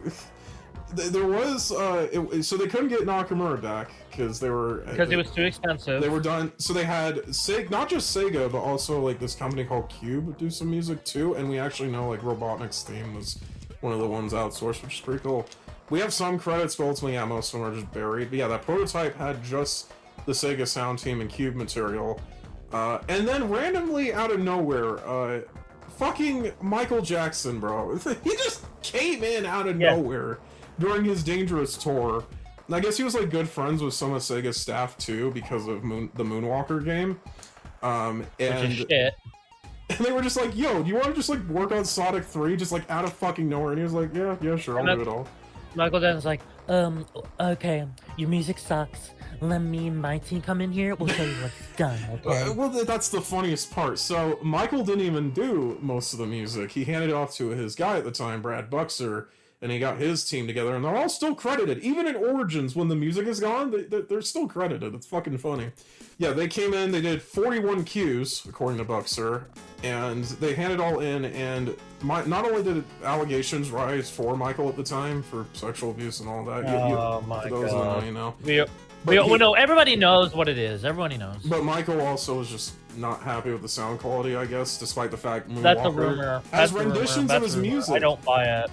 Well, a couple people have said it now who worked with him on it, so I don't know. It's kind of weird. I don't believe it. There's like so much I could say about that, but like obviously it's just like, yeah, only for some unexplained reason though, only 7 tracks made it into the game. Which are the obvious 3 zones, the competition mode, the Knuckles theme, and the credits theme. We'll talk about like our preferences later, but we just wanted to address history for now. But yeah, the Michael Jackson debacle is like easily like one of the weirdest, like the most well-known like things with these fucking games. It's like on top of it, we didn't know what was the original tracks until a prototype surfaced in November of 2019. Which is from it's from November 1993. When it's actually October. I say that in air quotes because they were supposed to have that shit done by otherwise. November. It literally, like, there's ROM data in there that's fucking Lava Reef from an earlier prototype, something like a 3C one. Because there was 3A, which is the first half, 3B, second half, and then 3C, which is the whole thing. So there's some 3C data. But yeah, what we found out was, like, those tracks from the 1997 PC collection, Sonic & Knuckles collection, those were the original tracks, but the prototype ones were much more refined, so, like... And then, like, Origins came out and used the PC versions that sound like the PC ones, so supposedly those are, like, an earlier prototype. Because they got... Okay, so they got Jun Sonoy for Sonic Origins, because God forbid we rearrange the tracks one for one. Sonic 1, you rearrange them. So what he did was that he took the melodies from the prototypes and rearranged them with different instruments and composed a new Supersonic theme that sounds straight out of Sonic the Hedgehog 4. Like, the Supersonic track I don't hate, but we don't know, like, we don't know if those were an earlier prototype for sure, or if those, those ones in Origins, the Carnival Night Rip, that is just Jun Sonoy. Those are not from any prototype, those are just Jun Sonoy trying to recreate the tracks. That's weird. I thought... Because why go through all that work just to recreate the tracks that already exist? Yeah, but, like, people did research, and it, like, it's just, like, I don't know. It seemed earlier prototype versions of them, that seems reasonable to me, but at the same time, I don't know. Because keep in mind, Sonic 2 had substantial music differences in its prototype, so... But they didn't sound like that, like bleep bloops and a pillow, It's weird. Like, the Sonic and Knuckles collection is weird. It is a fucking weird... There's, like, some random differences. Like, the big arm, like... square wave flourish at its loop that we don't have in any version of that. It's like interesting. The game is just generally broken. Okay, we'll talk about the soundtrack as we go along. I think we should get into the final games, plural, whatever. Okay, so Sonic 3 alone. I really love Sonic 3 alone. Sonic 3 alone is everything. Like, that first half, again, the fact they made that shit in fucking half a year is insane. It is some of the most perfect level design in this series. It's fucking insane. Like, how much they nailed that. Like, my history with this game, dude. Jesus. Played it on Sonic's Ultimate Genesis Collection on my Xbox, which ironically came out the same year Michael Jackson died. And it says in the trivia he worked on the game, so they kind of officially acknowledged it. But I just vividly remember going to Angel Island. It's just like this weird, like, fucking, like, it's such a different experience from the other ones, I feel like, in the best way. Unlike CD, where it's like, it's alien and off-putting. I think we should go zone by zone. Angel Island is a great opener. Angel Island is awesome. I always thought Act 2 always scared me as a kid due to the fucking nuclear plane thing that went over Angel Island. There's so much shit going on. The island gets torched. There's the airship. You get this robotics shifting through the trees. It's right out of the gate. And, like, even the opening cutscene with, like, Knuckles knocking Sonic out of his super form some fucking how, just snagging the emeralds. And originally they had it so that originally they had it where he was on a surfboard. I prefer that because like the emerald thing and like Knuckles was like backing you like, come at me, bitch. And like I prefer that because like it doesn't make sense on replay playthroughs when you have all the emeralds on your save file. It's like, what? Like that old Knuckles design, like I wish we had the full sprite sheet for it. There's one frame on Sonic Jam on the game com of all things. Yeah, like it's so random. But yeah, like Angel Islands, this is such a cool opening. And again, I just have that weird vivid memory, just like think it's awesome. And then that fucking mini boss theme, just out of nowhere. It sounds so different from the rest. At least if you play it in Sonic 3 alone. So, no fucking and then Boxer, dude. Moving on to Hydrocity Zone. Hydro City is Hydrocity. It's Hydrocity. We're gonna do the Mega Mind, Mega Meat, the funny. I don't care that it's one word. I don't care that it's one Ice word. Cap is it one still word. sounds better as Hydrocity. It sounds better. Anyway, yeah, Hydro City is easily my favorite water stage. There's no contest. Like, because the water has some great flow. The water routes themselves aren't bad, but yeah, get just like skimming along. And then Act 2 of Jesus Christ, like. There's literally water slides and everything. It really does they really embrace, like that's how you do the chemical plant, I think. Just that whole It just has some great flow and level design, like great mix of speed and platforming. Awesome. And then the Sonic Mania version just comes along and just like, okay. But we'll talk about it. You're we'll the talk same about Mania. But yes, that's a disappointment. We can talk about the Mania versions as we go, you know. Yeah. Well, that's the only. I guess in the Sonic and Knuckles there's two. Marble Garden, that's a cool ass stick. Again, another just fucking bangers. Great theme. Sorry, go ahead. It's Marble Garden just sounds MJ despite not being MJ. Just the zone, it's weirdly vertical, but I like that it's vertical. The boss can eat shit. Oh yeah, the bosses in this game are interesting because for some reason they added mini bosses as if it wasn't already bad enough. For the main bosses. I don't like the mini bosses. I don't like that. I don't like most that. I'd rather just shit. Like the Angel Island one, it doesn't do shit. It's fucking hilarious. It's such a cool look too, and you waste it again. The Boxer mini boss theme is my strong impression with that. Just that music coupled with it. It's such a striking thing. Oh my god, are you done? But yeah, back to Marble Garden. A lot of people say Marble Garden sucks. Disagree with that. I think it's the weakest of the first half, and even then, it's fantastic. Like, there's just this cool like weaving like level design to it. Like, yeah, there's a lot of like annoying like spike placements and shit, but like I don't know. And again, as I said earlier, the boss can suck dick and it's even worse with Tails. Oh yeah. I somehow beat it first try when I played as Tails recently. Like I generally hardly play as Tails in the thousands of times I played this game, and yeah, it's weird. Like, what is the point of playing as Tails in any of these classic games? He's the like easy Tails mode. gets some routes in like at least the first half, and then like he doesn't really get much in the second half. It's weird. So I don't know. Yeah. And then Carnival Night, it's overhated. Carnival Night especially gets a lot of hate. Like, yeah, the barrels. Like even then, if you just look at it, it's just like people were using Sega's old tip lines to help with the barrel. Yuji Naka had to fucking apologize for programming. Apparently, he didn't even come up with the barrel concept. So yeah. All you have to do, kids, is go up and down. If you look at it, it's shaped like arrows. If you look at it, and like in Origins, they add sprites to help you out, like with the turning. Yeah, Carnival Night's just fun as hell. It goes between like all these cool like physics-based gimmicks. It has some great flow to it. It has great flow to it. Even if it has a lot of weird corridors where you're like bumpering back and forth, it's just like, oh man, it's just so. Like, Act 2 is so cool. I love that, like, blackout palette swap. It's only a palette swap, but it does so much to add to the vibe. It's like, man. And then there's I need to say this right now, because we're talking soundtrackers, we're going along. The Boxer version can kiss my ass of Carnival Night. That's the first stage. It's just so repetitive. It's just like miserable. It doesn't fit a circus level. Yeah, it's just circus music with a bit of 90s edge to it. It has the jam. Prototype music sounds great. Yeah, the prototype's amazing. Act 2, god damn, dude. Yeah, I have to imagine, because the prototype tracks for Carnival Night, they sound the most polished in that prototype, out of all, like, the tracks they would replace later. So it's like, I wonder if they had those in mind, and then, like, someone's clown was like, yeah, we gotta clown around. Anyway, Ice Cap. If I had all the women in the world, Hard Times is solos for me. The prototype version's cute, though. Apparently, people think the prototype version's an arrangement of Crystal Egg of Sonic 2 8-bit, of all things. It's random. But yeah, Hard Times. fits for me. Ice Cap is great. It just like I do think the level design of Act 1 is lackluster because you spend most of it in a cave. Still. Like you have the cool snowboarding, and it's like a linear. Yeah.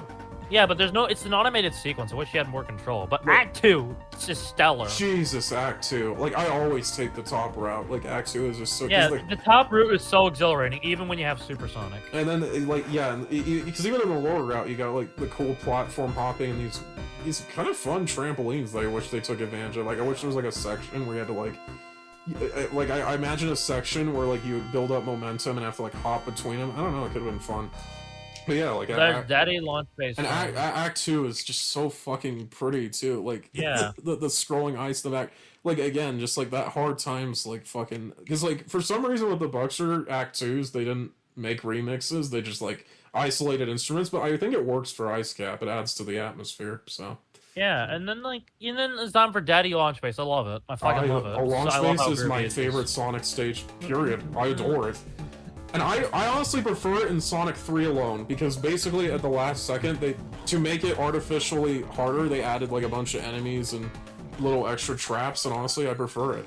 Like, honestly, wait, do we even know who did the song? Launch Base for the Buxer version? Yeah, because you said it's not like any of Michael nor Buxer's styles. I don't know. Yeah, it's my favorite of the Buxer batch for sure. Because keep in mind there were other composers on there. Could have been fucking Sirocco, Jones, who fucking knows? But I love it. Like the best part is when it ends. You see Eggman, you see the Death Egg crashing, and it goes black, and then you hear the credits. I think Launch Base in general, just like, oh man, you got that Death Egg in the background, and it's just like this, just weaving back and forth, perfect like speed and platforming. Yeah, then you get to Act 2 and it's on this lakeside, and yeah, Sonic 3 alone, it just all hits so much harder. Did you fight that cannon fight? Eggman was committing some real terrorism by taking over some native fortresses just to build this shit. Like yeah, like Robotnik has you got the shitty cannon fight with it's shitty. You ride the capsule over as the rocket's launching. You fight the rocket thing, and then the clouds darken. You get Big Arm, and oh, it's just so cool. Fucking love Big Arm. And then like yeah, you watch the Death Egg like collapse in the background. And in Sonic 3 alone, it's implied it like explodes, and it's just like I don't know. I feel like that's like. And then let me do this. And then it fades to black, and you hear the credits. Easily my favorite song of the Sonic which game. Is basically Beta Stranger in Moscow. Like it was made for this game. Yeah, like Brad Buxer came into Michael's room because he didn't want to hear the Sonic stuff. He played that, and yeah, Michael loved it and turned it into. He didn't even fucking credit Buxer for it, which stings. But Buxer did play both versions live at a thing. I'll link the video here because yeah, it's really sweet. Yeah, it's just a nice bittersweet. It's a bittersweet piece that Like, I think they didn't use the fleeing Eggman sprite for that reason. They wanted to make the ending of Sonic 3 alone more bittersweet, so you wouldn't feel anticlimactic because Sonic and Knuckles wasn't out. Yeah, like, Launch Base in general is just god tier, Jesus Christ. It's just perfect. It's just a perfect climaxing of the themes and narrative, and it just climaxes with the credits. The prototype tracks are good for what they are, even if they do clearly sound just a little unfinished, especially Act 1 with its weird ass like, oh shit, the president's here, like fucking vibe. It's like, it sounds like this fucking like march, which does work, it does fit. But yeah, the Buxer version, even with the Go sample spamming, it just hits harder for me. It's like, oh, that's it. It gives you it gives you some urges like go, you gotta stop the rocket from launching, go, Yeah, I like people find the Go sample irritating. I fucking love it, like, because they mix that with like all these congas and bongos, and it's like, yeah, it does feel like you're breaking into this like Eggman's taking over this native area. Yeah, you're right. Like that just makes it work for me. Because like apparently Jackson and Buxer did look at the concept art. I think they had a prototype, so they did try and make it fit. And then let's do the funny lock-on transition here. You lock on two babes, you have them fuck, and then you get Sonic and Knuckles alone. Released in October 1994. The Sonic and Knuckles half is considerably weaker than the first half. I still think it's good, but it's very much way more Sonic 1 coded in my opinion. On its own, Sonic and Knuckles on its own is just outright bad. I hate it. I don't think it's bad. I just think it's mid to good. It depends on my mood. Like Mushroom Hill, great opener. Like I don't know, Mushroom Valley Zone. Yeah, Mushroom Valley is a better name. Like, stop calling calling things hill. Like, you overuse that enough. I'm convinced this zone exists purely because of Mario and because Wood Zone. We got to reuse it. I don't know. It's still a pleasing aesthetic, and it's still fun level design. Like, I do love the bouncy mushrooms. Like, it's just a neat little thing. I don't have like that much to say about Mushroom Valley. So let's move on to Flying Battery, which again was meant to be between Caramel Knight and Iced Cap, and I'm glad it wasn't. God, it wasn't. Because yeah, in the prototype, it's still Act 2 especially has all these like elevator. Again, it feels just like an evolved Metropolis and Wing Fortress combined. That's literally what it is. Like, it has all these same... It just feels very, and the concept art, it was originally supposed to be... The level layout was supposed to be more allocated to the shape of a blimp.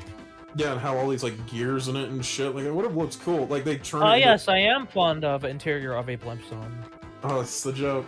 In the final version, they do have it be, like a cap... Like, where all the capsules are from, which is a neat idea. And there are some really good speedy sections, but ultimately, again, a lot of it is just, like, awkward... Waiting for platforms, waiting for little bombs to like open a hole in you for you to get in. The fucking elevators. That's some good in music Act 2. though. The boss is okay, but yeah, like, it's time to Sandopolis. Mania easily did go up on that stage. Yeah, Sandopolis. Everyone hates the stage. Level. I don't, because I played it 1,000 times. I'm used to it, but it's also like, I don't hate it. It's like Act 1 is really damn great. It's just Act 2 awesome. can be a little like Act 1. It's just Act 2 that's like, it just drags. The big problem with Act 2, it just drags. Like the gimmicks. And then they do the hilltop thing with the rising terrain, and then they just like, when will it end? You know what I mean? Honestly, when I played it as Tails and Knuckles, the rising like sand parts were a lot more fun. And like if you like avoid the switches and just have the ghosts go at it, I don't know, it gets a little more engaging, I guess. But the ghosts like don't do that much.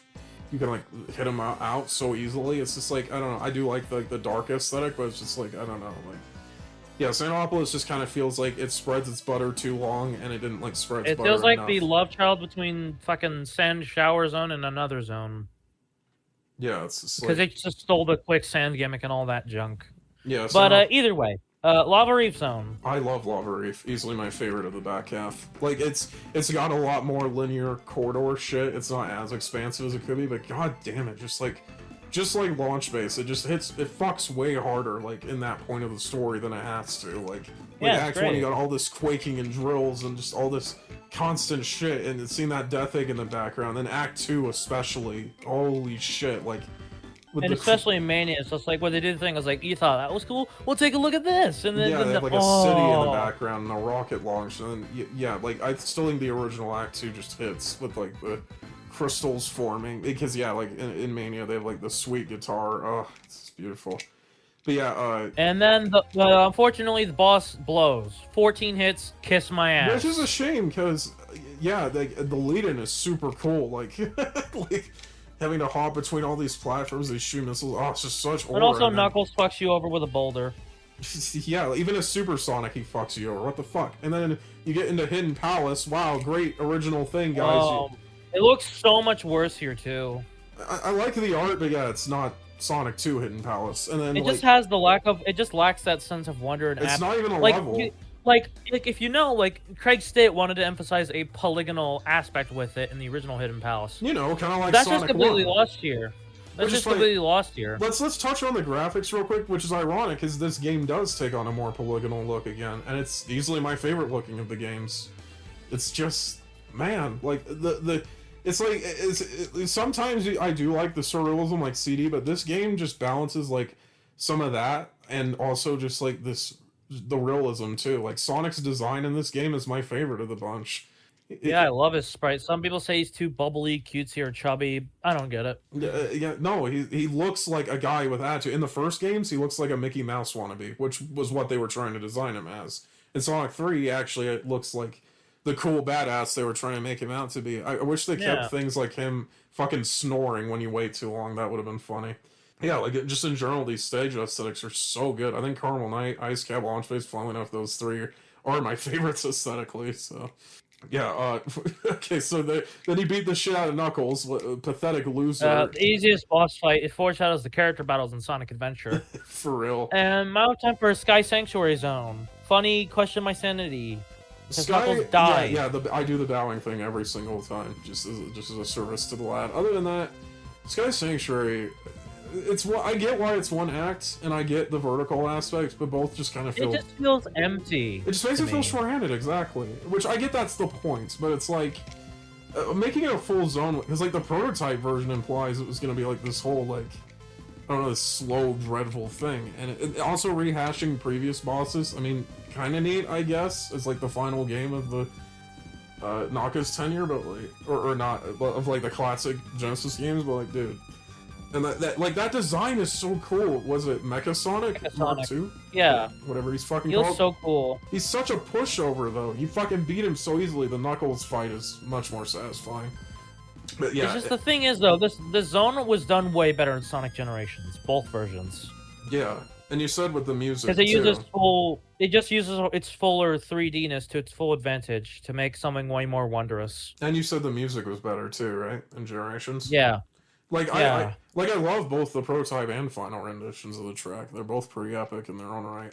Yeah, I heard the Generations one. I was like, oh damn, you're right. Like I've seen how Sky Sanctuary looks in Generations. It is cool. It makes it look, it's fully formed there. And then we get into Sonic 3 Death Egg, and yeah, it's all right. It's a good. I love it. I do like its grindy tech aesthetic. Yeah. And the anti-gravity stuff is cool. Yeah, I kind of wish it just feels a bit off to me. I always felt like it reuses some like gimmicks. The backgrounds don't move. The Act 2 remix. Forgot to mention there are Act 2 remixes. Like just both soundtracks, man. Jeez. Well, technically I say both soundtracks. We don't even have the full Buxer one.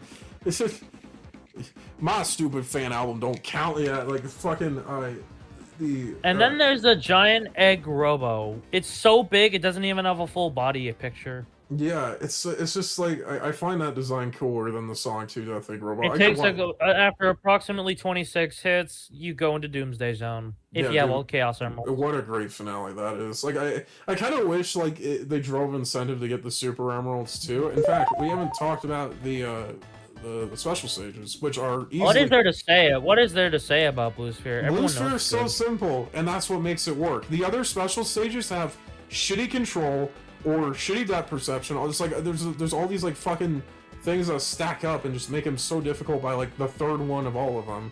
This one doesn't. It's just Blue Spheres. The objective is clear and simple, and it's just like, yeah, you can do technical prowess it's really fun without sacrificing gameplay quality. Yeah, Blue Spheres, you can do all these really cool fun layouts. It's fun. Yeah. Never get tired of Blue Sphere. At least like the main one, the 14 layouts, like the and Mania's mode. Just like the randomly generated one they did if you lock on any other cartridge other than Sonic 2 and 3. Like Sonic 1 gives you all of them, I think. It's just like, yeah, whatever.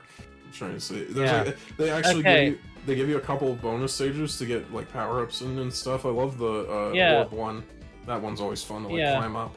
Never gets old. The Gumball one is shit, and the Sonic 1 with the slot machine, that can also kiss my ass. Yeah.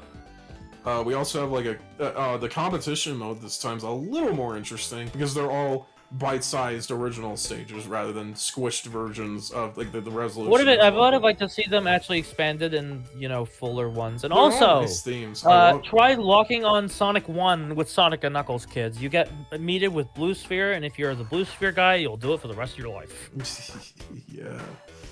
Oh man. And then there's because we already talked about Tails, he only gets really like a few routes. He does get to fly, which basically makes it easy mode. Like, he's not interesting, because he doesn't even get to do Doomsday. Knuckles' route, I guess there's a bit to talk about, because like, okay, his control scheme is perfect, because you have reduced jump momentum, you can glide, you can climb, you can break some walls. It's just like, he is a bit interesting to play. When you're playing on Sonic's levels, those are fun. I like traversing those in a unique way.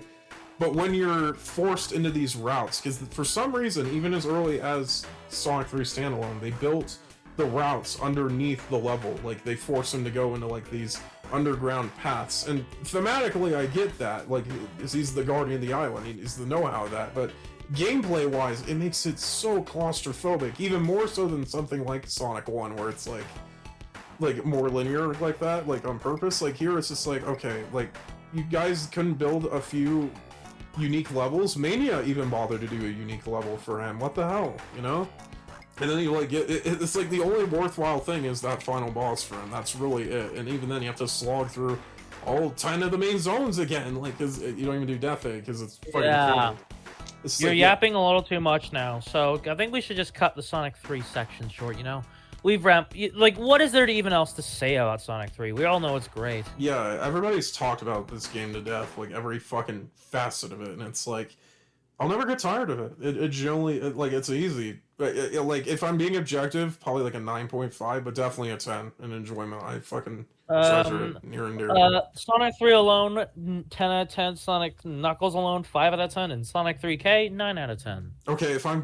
what's next? Okay, hold on. If I'm technically ranking it like you are... oh my god. Same scores for Sonic 3 alone and Sonic 3 and Knuckles. Sonic and Knuckles... I'll give it a 6. Like, it's still a passable effort to me. It's just like, yeah, weird back half. Okay. Next is, I think we can move on to the movies. Like, yeah, we've gone through all the main, like, classic games. We're doing the movies now. The OVA, remember? Oh, yeah, the OVA was, like, around that time, yeah. Okay. 96. Yeah, the OVA is just, like, it's just such a fucking charming It's awesome. thing. Like, It's awesome. I alluded to earlier how, like a Oshima was involved. It definitely just gives me some of that, like, there's house music and everything. It just, yeah, it definitely feels like the Japanese energy. Like, the American dub is, like, not that bad. Like, I love Martin Burke as Sonic. He's the perfect Sonic in my eyes. yeah, the Tails voice wears on me after a while, and fucking, what's her name? Sarah? Yeah, she's, in general, her character's a bitch. I hate her. But yeah, at least she's better than Elise, so I'll give it that. Because the whole purpose with Elise is just fucking Jesus. Bro is LARPing Sonic 06 despite never having played. Like, I've seen the cutscenes. It's like, ew, dude. What were they thinking with this game? So, it's just OVA. The OVA is just such a charming fucking thing. Like, and it's like, it's clear it seems like there might have been more, but then they just like, yeah. Cause I feel like the soundtrack release was gonna happen, but the DVD sales in the United States didn't really go very well. Yeah, it flopped really fucking hard. Like, I know my uncle had like a fucking VHS of it and everything, so it's just like, some people were aware of it. Yeah, it's just like the characters are. It's like the OVA. I don't like. I think it's the best use of Metal Sonic. That's like my strongest point about it. Like, it gives him this like unique aura that we never get from him elsewhere in the series. Because like later in the franchise, I don't know. I felt like they didn't know what to do. Yeah, and at the end of the OVA, he burns to death, and it's really bittersweet. There can only be one Sonic. Like, that is such a chilling moment. Dies Every fucking time. It's just like. The fact Sonic was wanting to save him and everything, and then the metal just smacks his hand away. It's like, there's no way in hell they're going to recreate that in movie 4. If they dare try to... Yeah, because Metal Sonic essentially kills himself. Yeah, it's just like...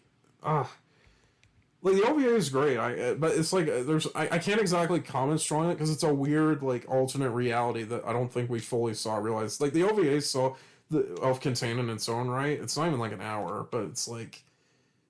I don't know. It has beautiful animation. Like, a lot of people think it's Cell and like that we're missing it, but like like Luce kind of pointed out. I think a lot of it is digital. Yeah, at least like or like digitally ink and painted. I who's to say? I don't know. What I do know is just like, yeah, it's just kind of a shame that like we know it went through some. Wasn't there like some back and forth with companies or whatever with it? Yeah, because they wanted to make a Blu-ray of this in like 2022, and then Sega couldn't find documents located in relation to the music, so it never happened. Yeah, it's just like the OVA just like sits in a weird spot where it's like relatively well known, but it's also like it gets a 9 out of 10 for me. Again, so alien. Awesome. Yeah, I'll give it the same. All right, on to the Paramount Sonic movie, starting with. I mean, okay, so like the 2021 is just like the history is more interesting. People than the like movie this itself. movie now. Who likes this movie? Like, why? A lot of people do. Like, it's generic as shit. It's boring. It's fucking boring. Like, at least if they went with the old design, it would have been more memorable. It would have been funnier. Yeah, like we probably have a cut of it out there that's at least mostly done. Like, someone was like, "Oh, we're gonna make it," and when it's a fucking AI thing, which sucks. Yeah, I remember that. Yeah, that's really unfortunate. It's like some kids thinking, "Oh, we can make it," and it's just slop. Yeah, it's just like. Man, like, Jim Carrey's trying his damnedest, but I don't know if he's the best fit for Robotnik at the end of the day. He's just like, he fits with the bill, I guess, but I don't know who else they'd get. But Ben Schwartz is Sonic. That is like the worst casting Oh my choice of the god. century. He is an annoying little bitch. He never shuts Like, up. we watch. Says all these references. It's so like there's barely even any references to the games. Like they play like a existing piano version of Green Hill at one point. Like not even the composer gave a shit. Like give the Illumination Mario movies this. At least they embrace what their property is or properties because it's like a Nintendo shit in general. By the second one, this is nothing.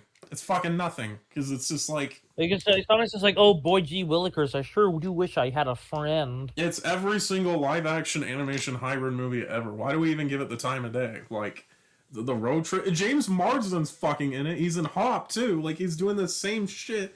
Like the car shop meme is so prevalent here. Yeah, so true. What the fuck can we even say about this movie? Generally, it's nothing. It's just like nothing. It's just such a nothing burger. We add this random lore of like, oh, he has like an owl mom, and there was like a tribal which is apparently war. based on the labyrinth things. It's just like what? it's so random. Yeah, it's fucking 3 out of 10. There, I have little to say about this movie. It's so, dude. The second movie, what? I thought you were cutting out again. Yeah. On to 2, which is a more interesting device and package, I think. I do think it is objectively better than the first one. It does more with the games than that one. Mm-hmm. Like, oh, look, it is more better than that one. Like, look, guys, it's Tails and Knuckles now, and this is where the problems start to come in. Where I'm like, okay, why are we shoving multiple games into one movie?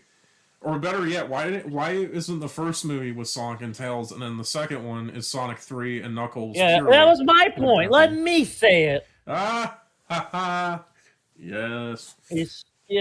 Yeah, Tails just gets sidelined hard after the Siberia stuff. Yeah. Because that was really cool, and then they just sidelined him in favor of Sonic and Knuckles action. I mean, in the Siberian scene, they play Uptown Funk. That blows, but like, the rest of it's it's sweet. Like, honestly, yeah, like, a lot of that build-up is generally, like, not that bad. I mean, I don't give a shit about the human stuff still, but, like, Robotnik and Stone are way funnier in this movie, I'll tell you that. They're straight up gay for each other. They don't sugarcoat that. Like, of course, there's the funny... Knuckles is a fucking riot in this. This is my favorite Knuckles ever. Like, I know a lot of people love Sonic Boom Knuckles, but, yeah, this is the perfect balance between, like, actually a formidable foe and actually just fucking goofy. Like, it's just he's not like a dumbass though. He actually is like he's level-headed. And Idris Elba is fucking funny. He's cooking, and like and then it's like, and then Tails, they get the same actress as the games. It's like, this is a weird lead cast, you know. And initially she wasn't credited like on the same level as the other actors, and then they had to revise the poster after the fact. Yeah, give voice actors credit, Hollywood. Fuck you. So, yeah, like, I think the first half of the movie is, like, not that bad. But, yeah, like, because then we get to Siberia, and oh, look, it's the ice cap thing, except, oh, wait, we can't play hard times. Because we still owe Buxer and his crew hundreds of millions of dollars in royalties. Yeah, I forgot to mention that. So, yeah, the reason they can't re-release Sonic 3 is because a lawsuit actually did happen. But then, like, some of Buxer's sound team passed away, so they couldn't, like, fully go through with it. It was for, like, the Steam re-release. But it still scared Sega enough. That was 2011. Someone reached out. I think it was like 2021. So like a year or two before Origins. And yeah, it scared. It got far enough, apparently, seemingly, where Sega just couldn't do it. I don't blame them. Like, if Buxer's sound team are pissed, like, yeah, it's like Bobby Brooks was getting. If I wasn't getting paid. Like Bobby Brooks was getting defensive to someone. Like, why the fuck are you messaging me about this shit? It's not your business. Like, yeah. Anyway, I would be pissed if I wasn't getting money paid for my shit, but... That's fair, yeah. Like, Nakamura seems chill with it, whatever Sega's doing with it. Yeah, and he's in the Japanese dub of the movie. Yeah, I was gonna mention that he's in the Siberian scene as, like, that one guy, yeah. But yeah, like, so yeah, we have the cool snowboarding scene, and then... The wedding shit. Yeah, then it takes a huge nosedive, because, like, oh no, Robotnik conveniently catches the MacGuffin thingy, the map thing, whatever. And then Sonic and Tails they get tossed through the ring through an awkwardly contrived scene into like Tom and Maddie's, like, I think it was like their fucking relatives' wedding. I don't care. Yeah, it was. And then it's just like the whole wedding thing. It's just like Sonic gets electrocuted there. They all get put in things, and they have to They free bring back them. the guy from the first movie who was there just to make an Olive Garden joke, and they make Olive it Garden again. guy. Yeah, they make the joke again here, and I'm like, what the fuck is this? And then then the movie just becomes not a Sonic movie, as now the two women have to team up to fucking free Sonic until we don't see them for a good 10 minutes.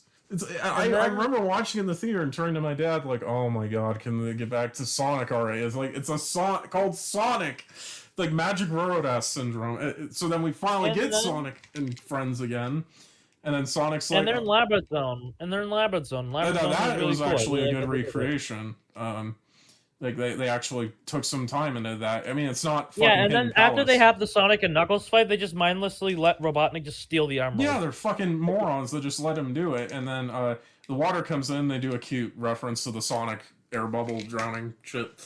And then Sonic and Knuckles, have a quick, the friends now. Whoopee. And Tails comes in with they contrive a way for him to get a plane that looks like the tornado. Like, wow, great. The movie just kind of goes on autopilot. Like they have the whole it's not the Death Egg robot.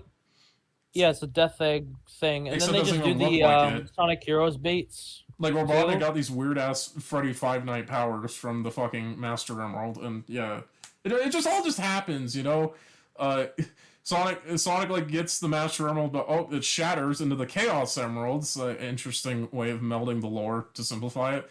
And then he goes to Super, and yep, Robotnik. That's the movie. Totally dies. Yep. Also, we didn't give our score for the first movie. It was a 5 out of 10. I said it was a 3. This movie, I'd give it a 6 or a 5. You did it. 6.5. How about that? I think 6.5. Yeah, for me. It's just it's such a weird clutter. It was so close too. Again, have Sonic and Tails carry the first movie, and then this movie be Sonic 3 and Knuckles as an adaptation. That would have been awesome. Weird House Guy Sanctuary and the Death Egg weren't here, but whatever. But on to Sonic the Third as a movie, except it's not the Sonic 3 game. It's Sonic Adventure 2. We're just skipping here. It's actually the most solid movie of the bunch. I like it. I think, as someone who's not fully familiar with the adventure material, I will say it's just I think they actually do tastefully, for the most part, try and translate over the material. Like Shadow's good in this. I like him in this. I like Keanu Reeves. Yeah, Keanu Reeves does give a decent performance. It's is Gerald menace? I think this is the only of the movies so far that actually balances both the Sonic characters and all this human shit. It actually goes back and forth real nicely. I think there's a good flow to it. There's still some bullshit things fuck that one lady that they force as an antagonist. Yeah, she's so annoying. Yeah, it's just so dumb. Also, I need to mention they play a Jackson 5 song in this movie, and it's I know you guys are teasing playing this during the movie called Sonic 3. Fuck you. You can't pay. You can pay for that, but you can't pay for this. And there was also a lawsuit with Live and Learn before the movie came out. Yeah, and it's Live and Learn plays in this movie, but super lobotomized. They play the vocals and play a choppy orchestral. Oh shit, I hate it. It's so ham-fisted. It's if you can't even play the music with these movies, why do you even try? Why do you even try to force anything? Apparently there's an 06 motif at some point. It's what? That's so random. Yeah, I don't know. The score for these movies. The movie's still solid though. Sonic movie 3, overall, it's just there is a couple things. So because I know this for sure. They adapt the Shadow and Maria thing rather oddly. Maria originally had cancer, and they AIDS. They frame it unintentionally it's a romantic relationship in this, and I'm not a fan of that. It's a lot of people can mistake that. Yeah, she's 12, but it's a 7 out of 10 movie. Wait, the final 2 things. Sonic movie 3. If we say it's the best one, we gotta. Yeah, it's easily the best one. Yeah. Jim Carrey plays 2 of himself. He plays Gerald, which at first I think a lot of people thought was gonna be weird, wrong, because Gerald is this serious character, but I don't know. It's just kind of a weird the final battle. He was literally sentenced to death. The final battle between those two is comedy gold, though. The fucking smacking his ass gif. This movie actually Ben Schwartz. Oh yeah, also the conflict with Sonic being a bitch and going, no, I need breakup teamwork. cliche. I need the Master Emerald. Like, we gotta learn teamwork, guys. Like, fuck you. We did this already. Like, why are we contriving a moral in this? Yeah, right. It's just like, there's probably some other issues here and there. But ultimately, yeah, it is a very well-rounded movie. I give it an 8. I think it's very enjoyable. So, yeah. I doubt Sonic 4 or Sonic CD, whatever they're calling it, I doubt it's going to carry that momentum. So, it looks like Shadow's still alive, and Robotnik's still going to be alive because they're bringing him back from another timeline. Fuck you. And then, like, Amy's going to be here, and they're going to put her in a rom-com thing with Sonic. It's probably not going to be good. Oh my god, moving on. Metal Sonic might be the only thing carrying it. Your boy, the Metal. Yes, he looks good. Moving Pointy on. nose bitch. Minions. We've been on this for so long, I'm running out of things to say. Alright, let's talk about... it was quite the return to form, I think, for the franchise in general. Yeah. People were sick. The 25th anniversary was fucking... 25th anniversary was fucking terrible. That was like the only light in that announcement because you got Forces alongside it in a fucking Sonic Boom game. And they were trying so desperately to time like Mania into Forces, which is like one of the weakest parts of the game, really. Yeah, it's just Mania is just Sonic. It just has great level design. Like, I don't even think we need to say all that much about it because it's the thing like with Sonic great Mania level is like it takes Sonic 3's like kind of level design and it just other than a few exceptions, it removes all of like the cramped like sections just completely. Sonic Mania's level design is so sprawling and so like, and I don't even mind that it's mostly old zones. I think it's a really nice like legacy package. What they do with it is just like they take it and then just do so many new ideas with it. Like Green Hill has the Tokyo Toy Show background. They do the Mean Beam Machine and the Goop from Mikey Workbench for Chemical Plant. They let you explore the outside of the ship and Flying Battery. Oh. They just do so many ideas. They just a like massive upgrade in this, and there's like some just neat little bells and whistles. Like the drop dash is just a game changer. I love it. It's impossible to play modern versions of the old games without that. It's a perfect ability. It just makes it so and fun much fact, fun. it was in Sonic 3 in the beta build. You just had to hold up. Yeah. And when Christian Whitehead was asked about it, he just said uncanny coincidence. With an alien emoji. So who fucking knows? Because like, okay, so one of the weakest things about Mania is Hydro City. Like you could tell they were blatantly trying to get a Sonic 3 alone stage. Like they needed okay, so we need the plot process was we need a water level. Well, nobody likes Arbor Zone, so we can't do that. We can't do Why couldn't they do Aquatic Ruin? I think it wasn't even the fact it was a water stage. I think it was just because they already had some water in other stages. I think it was mainly the fact like, okay, so we can't do Carmel Knight Ice Cattle Launch Base because Bucks are music. Because like I don't think Christian Whitehead knew at the time of the prototype, unless that post was being the funny. Maybe he didn't like the music. I don't fucking know.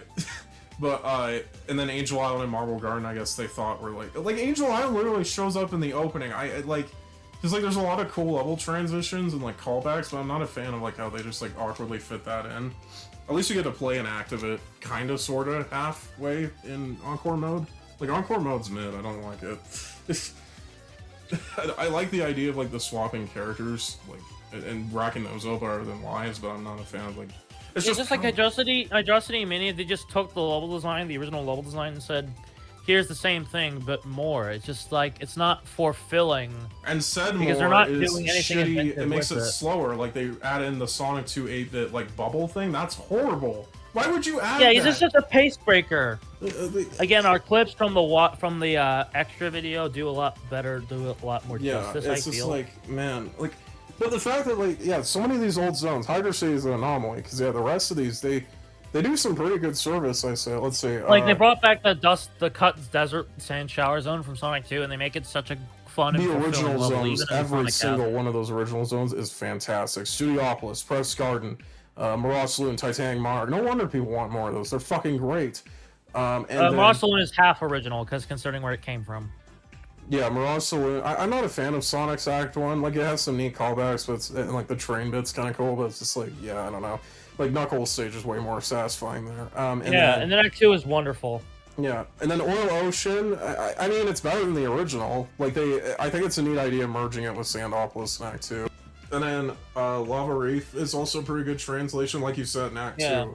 Oh, it's like, the backgrounds in both are very heavenly, and like, there's so many tributes to Sonic ROM hacks, like the Motobug Gym Easter egg. Only real ones know what that is. Yeah, there's just like, it's just such a love letter of a game, and it's just like coupled with like the visual splendor. Like it's the animations are so goddamn smooth, and like I feel like sometimes they airbrush the sprites a little. Like Hydro City once again, like I noticed like all the enemies look off for some fucking reason, and it's just like.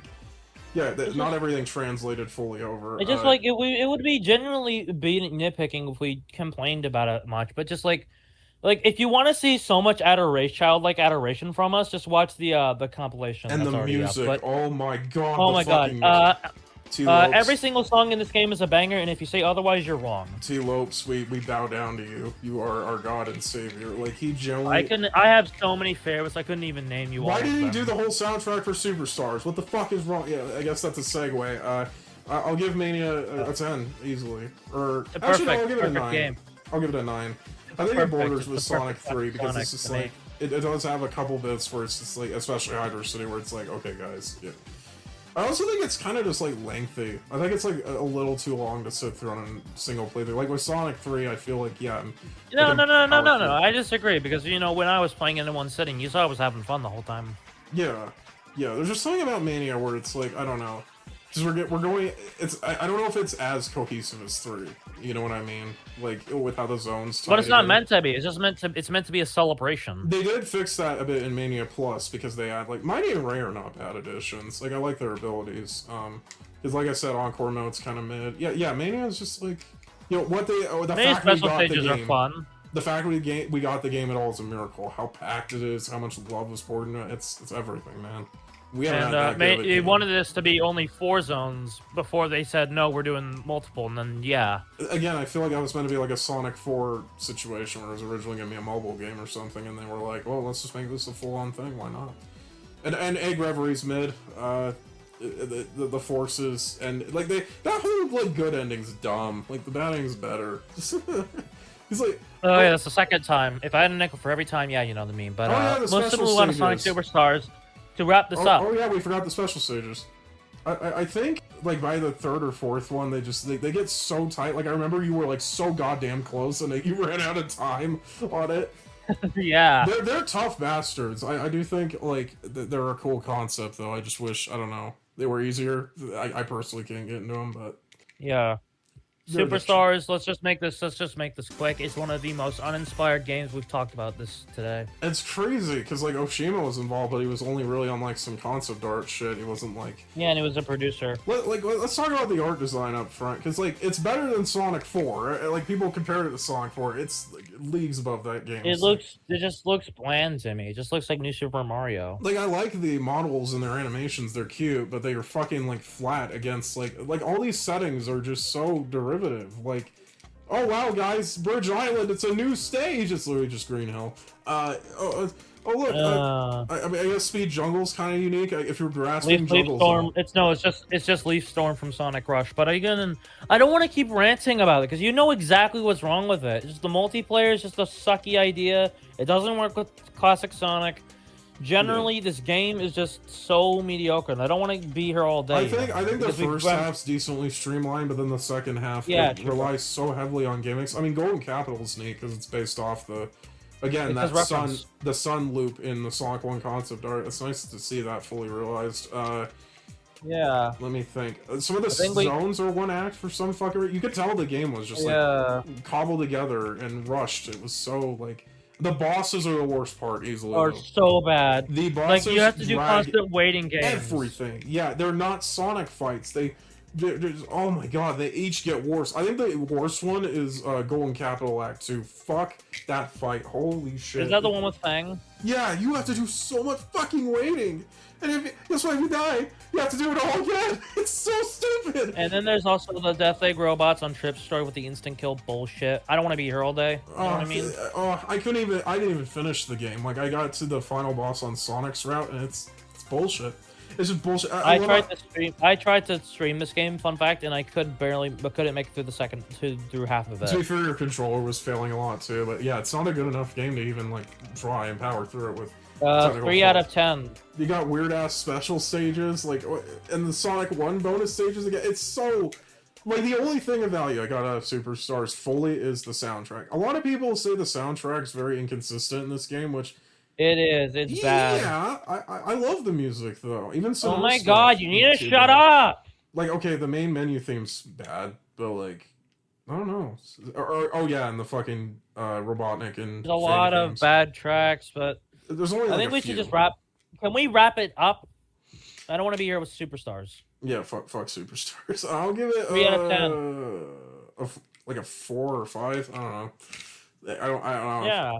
I came in with Either- strong hatred for it. It's just Yeah. In conclusion, we love Sonic the Hedgehog here. Inky here is gonna have a laborious time editing it because of the amount of pictures and cut. I imagine we it's discussed. 3 fucking hours recordings. Jesus. Let's see. Yeah. What other games can I quickly mention at the end there that I actually do? Because we'll do another Chaotic episode probably Spots. down the line of 3D. My first Sonic game ever was fucking Sonic Rivals. Sonic Rivals. Wait, that's technically 3D Sonic, so we can't count it. Yeah, but it's just getting out there. That's my first Sonic game I ever played. Great. So. Great. My first classic was the demo of Green Hill on Sonic 1. My dad just got for me on the Xbox. Yeah, it's entranced me ever since. Let me see. Oh yeah, we forgot to mention fucking Mean Bean and 3D Blast. Those are also spin-offs. Nobody cares about Mean Bean. True. We can get on. I think we should just end it here. 3D Blast though, that was a very good game. Nobody cares. Like again, the fact it was Sonic 3 was gonna initially be an isometric game like that. I probably would have killed it honestly. So, like the graphics and the music was like the only things worth the value of that game. So. Nobody cares. Just like move on. Can we like end this? You know. I'd give 3D Blast like a fucking 4 out of 10 as well. 5 out of 10. 2 out of 10. I think that's gonna call it a day for this episode. So join us next time when we talk about. I think. What are you doing? Oh yeah, we didn't mention Sonic Extreme. Oh my God! We didn't mention Sonic Extreme. We don't need to mention that. Bro, we were talking about the classic era though. And we brushed over some shit, didn't we? Fine. Sonic Extreme is a goddamn trash fire. Yeah, if they had like went through with that, it's just like. Just some more Sega being racist. Yuji Naka said, "Oh, use my engine, you quit." I don't want to talk about development anymore. I've already done that enough. Yeah. And also there was a Sonic Jam. That was neat. Yeah. Like. And there's Sega Sonic the Hedgehog. There's also Sega Sonic Cosmo Fighter, and Sonic Waku Waku Sonic Control Car, Sonic Triple Trouble, and Sonic Razor, and Sega Sonic Bros on the arcade cabinets. But we'd be here all day if we talked about the spin-off. So maybe we could do a separate podcast about the spin-off. Oh, I mean, I don't know if we have that much to say to fill a podcast, so I wouldn't say so. There's one more game I want to talk about before we end off. One more game? Just one more. Oh my God. It doesn't have Sonic in the name, but it was rooted in Sonic, and I have actually played this. It's Freedom Planet. It's Freedom Planet. It's yes, Freedom Planet. Freedom Planet. I think this, this game was, if I were to put it, because it's not even Sonic, but I know there's a sequel I haven't played it yet, but I played the first game. Yeah, it's just like a charming little thing. I like that it's a mix between Sonic kind of platform and also this Mega Man shit. It's just like. I think we're dragging this on now. No more pointless extensions to the ending of this podcast. This is over for this episode. So join us next time when we do Pixar, or is it Digital Circus? Yes. Yeah. Welcome See you around. To my sanity. We're probably gonna talk about every fucking Pixar, unless we're gonna do a certain stretch. Again, we don't know yet, but just see y'all when we all see y'all. Have a good day, and I hate this blue hedgehog. Da, da.